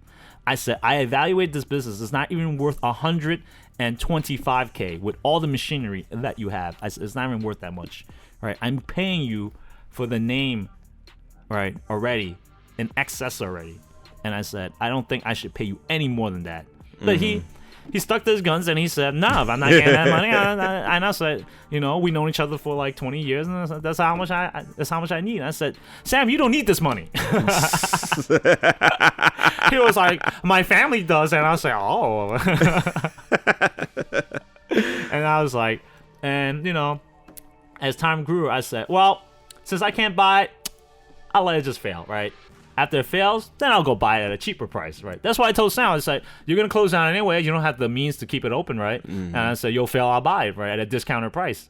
And, of course, that happened, but someone else bought Chinatown Fair. Oh, so that's okay. Yeah, that's what happened. It failed, and someone else bought Chinatown Fair instead because they really wanted it. And I was like, at that time, when it closed, I thought about it and said, with this money I have, I can open my own store. Yeah. Like, why do I want to pay that kind of money? Yeah, so let's talk about Next Level Arcade. So now, my only thing about Next Level, I wish you weren't all the way in Brooklyn. I miss like CF being right there in Manhattan. It was quick train ride right there. You know what I mean? I respect that, and this is I put a lot of thought into that, right? So one thing a lot of people don't know is in New York City, you're never gonna come to a location that has cheap rent. Right? Oh yeah, I know. I get it. I understand why. I just wish it was otherwise. So my business model rests on the idea that about affordability. Entertainment is all about affordability, right? And how much you can scale it, right? Scalability is very important in business. If you cap yourself at a certain level, that's the amount of profits that you're going to make regardless, right? That's why you go into clubs. The only time they can scale is on price. They can remove the price, but they have a capacity. So if you go to a club, there's going to be like 200 people maximum at this one facility, right? Which is making up a facility. And if their cap is 200 people, they have to make accordingly to the amount of money that they need to make to cover expenses and then make profit. You just can't go and say, I'm just going to make expenses and that's it. That's not how business works. Yeah. You might as well not open it. So I went in there thinking, like, we're going to have a place, but how much is it going to cost, right? On average, in Manhattan, it's almost $8 a square feet, right? So every square feet costs $8 in Manhattan, right? Lower Manhattan. In Midtown, it runs around 12 to about 18, right? And then... like up here is pretty cheap too. Up here you're probably looking at like less than 8. Like in Harlem, some places, not all, but you know, in certain places like right next to the project, you know, you probably get those prices. Yeah. So here in Harlem, about a 2,000 square feet place will probably run you around like $12,000. So that's cheap already. Yeah. On average, it's not like that, but if you're looking for any place in Chinatown, it's cheap too. You can tell Chinatown Fair is 1,375 square feet, and they're charging $11,000 a month, not including property taxes and electrical and utilities. A lot of people don't know at Chinatown Fair we used to pay about $2,100 in electricity alone. So that's how much it costs to operate. You know, it's very expensive to operate. At next level, a lot of people don't. My electric bill is way over $500, so that's a lot. A lot of people say you make so much money at Battle Circuit, then they don't want to pay because they see like 40 people. They don't want to pay. They want to say, Henry, why should I pay you, man? You already got 50 people here. You made enough money already. And I said, what are you talking about? That's a ridiculous statement. Yeah, that's a ridiculous statement. One Battle Circuit doesn't recover from my electricity, right? I tell people this, but they don't believe it. They're like, no, this place, you're running consoles. It's probably like $70. I said, your house electricity is $70. This is a commercial store. They think like that, you know, because they've never been in business. That's why a lot of people never have been in business. They don't understand how the structures and expenses work. Once you get into business or you manage a store, like I manage Chinatown Fair, you understand. When the bills come, you be like, I remember the first time I saw Chinatown Fair's bill, I'm like, damn. Ooh, the $2,000. Sam, you don't even pay me $2,000. So, what else do you offer at next level? Yeah. So we do trading card games, and the reason why a lot of people don't know why I do trading card games, right? I'm not a specialist in trading card games. So what happened was when I opened Next Level, I did a statistical analysis of where the business was trending. So we used to only do Battle Circuit bi-weekly. Right? So that's twice a month, and we used to run and we used to open Fridays, Saturdays, and that was it. We only opened for 3 days. I can tell you the numbers because the old store doesn't reflect the new store. So at that time, there was about entry at Battle Circuit. The first Battle Circuit had about 80 something people. Oh, that's like $800 or something dollars. It's open source. You can see this. On a Friday casuals, I used to get about 30 people, so it was ranging in a range of $1,100. My electric bill was low back then at the old Next Level. I used to pay around like $200 to $300 on electricity because we didn't burn as much. But today the facility uses a lot more because we're open daily, except for Sundays. And on Saturday, it used to be kind of like a sub-tournament day. You probably get like 40 people, so you make like $1,500 a week. So you're making $1,500 a week. That's not a lot of money. Yeah. Right. If you're paying X amount of rent, say you're paying like $3,000 in rent. Yep. Right. You have 2 weeks. 2 weeks. Maybe you'll cover the rent, and then the next week you have to pay for labor and stuff. Right. So when we first opened a new store, Nick, my partner, he used to do like game sales and repairs and stuff. But that stuff was like, it wasn't generating enough revenue to constitute expenses. So I did a calculation and I said, boy, 3 months from now, we'll be closed. I did analysis because, I came from day trading. Right. Yeah. So there was like a certain year, around like 2007 to 2010, I was doing day trading, and I was trading on the Chicago Mercantile Exchange. We're doing commodities. And at that time, I was in San Diego a lot because that's where my business partner was at too when we did our algorithmic trading. And when we did in San Diego, we noticed that it was bad to do in San Diego. Mm-hmm. The reason why was there's too much slippage.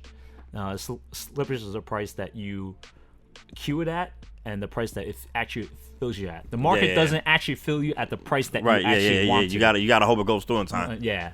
So what happens is we had a lot of slippage in San Diego, and I told my business partner, this is not acceptable, right? Mm-hmm. And I said, you have to move to New York because this is ridiculous. Or either that or you move to Chicago, right? There's one or the two, because the internet in San Diego, what was it, Comcast that he had was terrible. Terrible for trading. Even though it was the best service available, it was terrible. I told him you need something like fiber optic service or something. You have to have it, right? Because the latency will dictate the profits that you're gonna make or inherently make. So he moved to New York, and then we had a fiber line, and plus we don't have to wake up at like 4 a.m. every day. I hated that. Right. All right. 4 a.m. waking up to pre-market hours is dreadful. Right? I didn't even drink my coffee yet. I'm not a morning person. So when he came to New York and we started trading, we used to start trading at 6. So 2-hour difference is a lot. Yeah. People were like, 2 hours, just wake up early, stop being lazy, right? Nah. 2 hours is a lot, especially if I'm playing an arcade tournament one day, it ends pretty late back then. Mm-hmm. I go back home, I gotta wake up at 4 a.m. Nah. All right. And especially in California, traffic there is terrible. Right? You drive to like Super Arcade back then, it'll take mad long. Yeah. Right? The traffic is ridiculous over there. Yeah. That's why people say they don't travel from like 4 p.m. to like 7. They just stay somewhere. It's true. Traffic in West Coast, I don't know how they deal with it, but they do. And then I came to the conclusion at Next Level that the business was going to close soon because if we didn't change. And I had to think of something that would actually scale. And in terms of retail was a bad idea already back then because I was thinking like Amazon's going to blow everything up, which they are. And I said, man, I need to get in a business where profit margin is pretty good and low risk, and it doesn't have a devaluation of certain retail products. Like the game, they actually, if you buy a game, like say you buy Call of Duty, and it's not a good game, the next following week it'll be half price already. Yeah. So you lose a lot of money from just trying to sell games. And I'm going to tell people, a lot of people think that if I sell a game to you, I'm making like 100% profit. Actually, the profit margin on video games is very shitty, right? They're like 20% around that range. So I used to go to the distributors like Mecca, if you guys don't know that, that's a large distributor of video game supplies and everything. And they used to sell you a game for like $49 to $51, right? And that's the profit margin that you're going to make. If you buy in bulk quantity, you might get it for a little bit cheaper. Yeah. But you're definitely not getting it cheaper than GameStop prices. So you make like $10 a game. Just imagine if you don't sell it, right? Yeah. Next week, Call of Duty, bad, no, right? And then you have to deal with some people that are slick. They play the game and they use the online code. They try to return it to you. That was a big problem too. Oh gosh. They'll try to reseal the game. Resealing the game is not hard. People think it's very difficult. It's not. It's a piece of plastic. Some people are very good.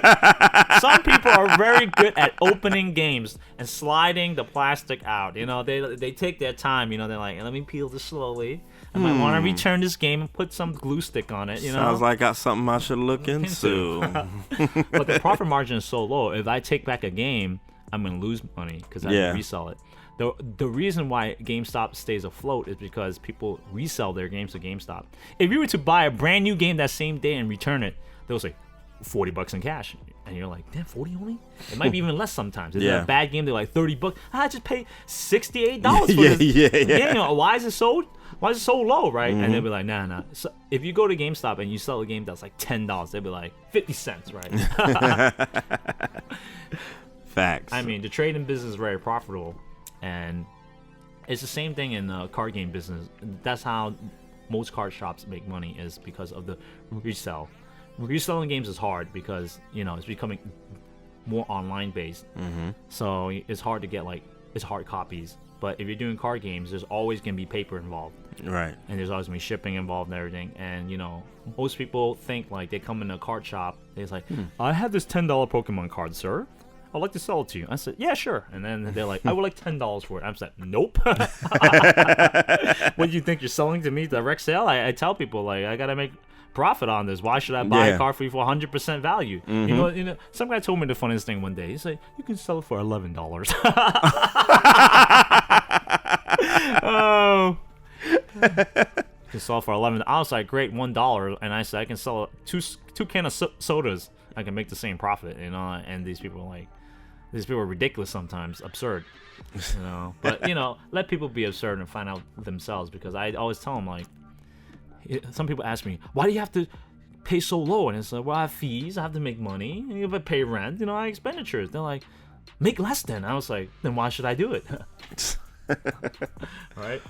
Oh gosh. So Henry, before we go, I got 2 things that I want you to explain to the people. All right. So in the beginning of the show, I said Henry GoldenCen. So for the people out there that don't know, tell them where GoldenCen came from. Well, the reference GoldenCen came when I got top 8 at EVO in 2010. So what game? It was Street Fighter 4. Which one? It was Super Street Fighter 4. Okay. At that time, they just had announced these joysticks were being made by Mad Catz, exclusive joysticks. Only 25 were ever made. And they were saying that they will go to the winners of top 8 of Street Fighter 4 only. And at that time, I was playing Street Fighter Hard Body. Yeah. Mind you, during 2010 is when I was coming off day trading. And I said, I'll just go back into the scene, practice every day, right? And I said, I'm probably going to get pretty good. And your character was Honda, right? It was E-Honda at that time, because I said, this character's cheap. Charge characters were godlike in Super. Yeah, and in Super, they were cheap. I was like, oh, this character's cheap. I just did 326 damage off a jab hands roundhouse. I'm like, oh, my goodness. But funny part is people don't actually know why I play E-Honda. It was actually Flash Metroid was playing C Viper at that time at Chinatown Fair, and he was like, I can body anybody with C Viper. All right, he was talking mad shit. I don't like people talking shit like that. And then to prove a point, I was like, what character counters C Viper? And I said, E-Honda does. And people were telling me this. I'm gonna try this. And I countered him. He started losing, and he got frustrated. It's like, yo, this character's bullshit. This character's bullshit. You counter picking me every time. I said, yeah, if you face me in tournament, no, you're gonna lose. So I started practicing Honda at that time in Street Fighter 4, right? And when Super came out, they nerfed every other character except for Honda. Yeah, facts. Facts. Right? Facts. Oh, I was my like, gosh. yo, this is godlike, huh? I was like, Honda's doing crazy damage. So I started playing more and more, and then I was practicing at Spooky's house. I was playing art. I was going to, play Guard Crush back then, all the way deep in Brooklyn.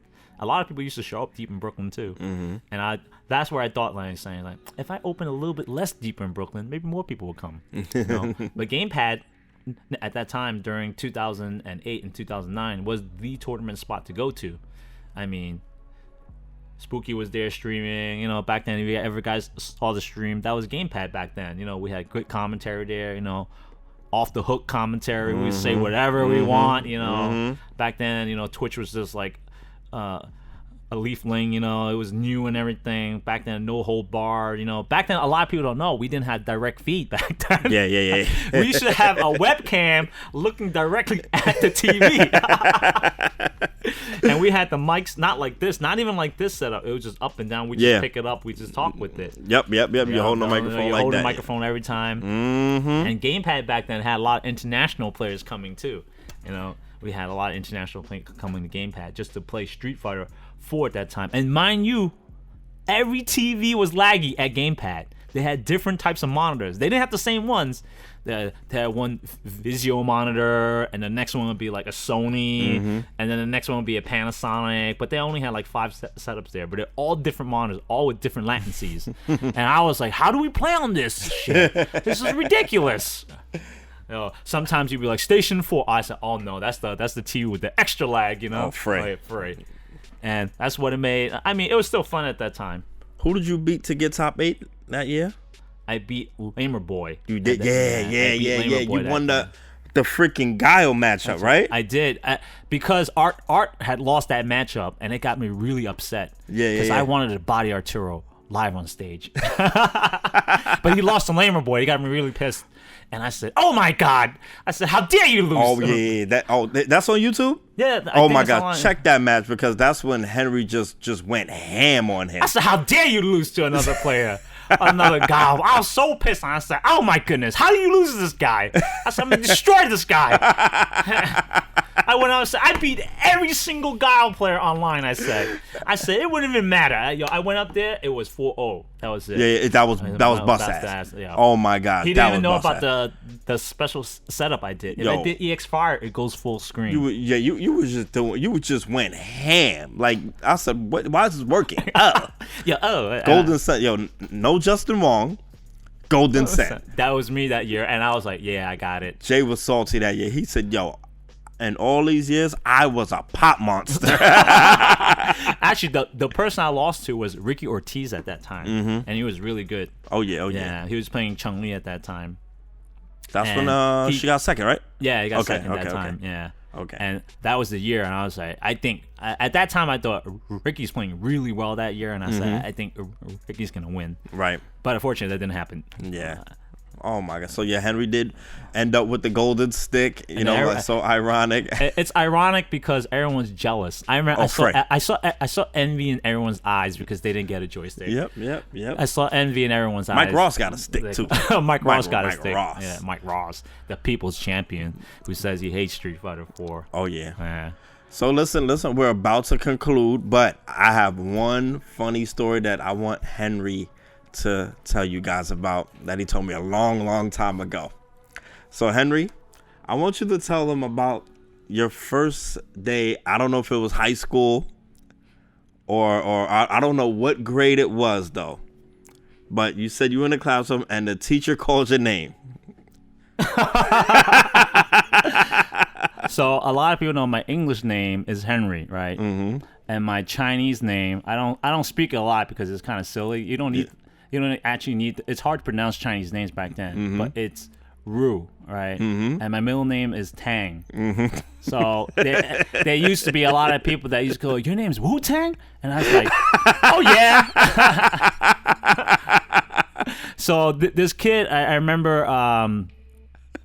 My teacher said my name, and then this kid came up and said, "Yo, Killer Bees!" And I was like, "Damn, like that?" And I was like, "Oh shit." I mean, oh my gosh.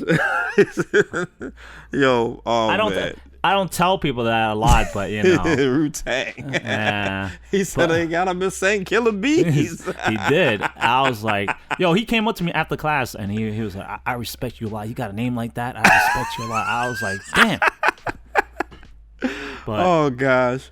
Oh my God! So you know what? Tell them where the people could find you, Henry. Oh, they can find me at Next Level. That's 874 4th Avenue. That's right. The shirt. Battle Circuit. That's where we have a tournament every Wednesdays, and we start at 8:30. And it's 874 4th Avenue in Brooklyn. You take the D, N, and R train to 36th Street, and you'll find the store only like a few minutes walk away. And we're open every day except for Sundays. What are the hours? Well, the hours are usually from 3 p.m. to about 10 p.m. And then on Wednesdays, Fridays, and Saturdays, we're open till like midnight. Yep. All right. Well, there you have it. That's going to conclude No Frillz Podcast, episode 25. Make sure you follow us on YouTube, Spotify, iTunes, all the platforms that we have available to you. Make sure you hit a like, hit the subscribe button, and we'll definitely be at you with some more content. This is Chrismatrix. This was Henry GoldenCen. Thank you for coming out. No problem. Thank you, Chris. Absolutely. And we'll see you later. Peace.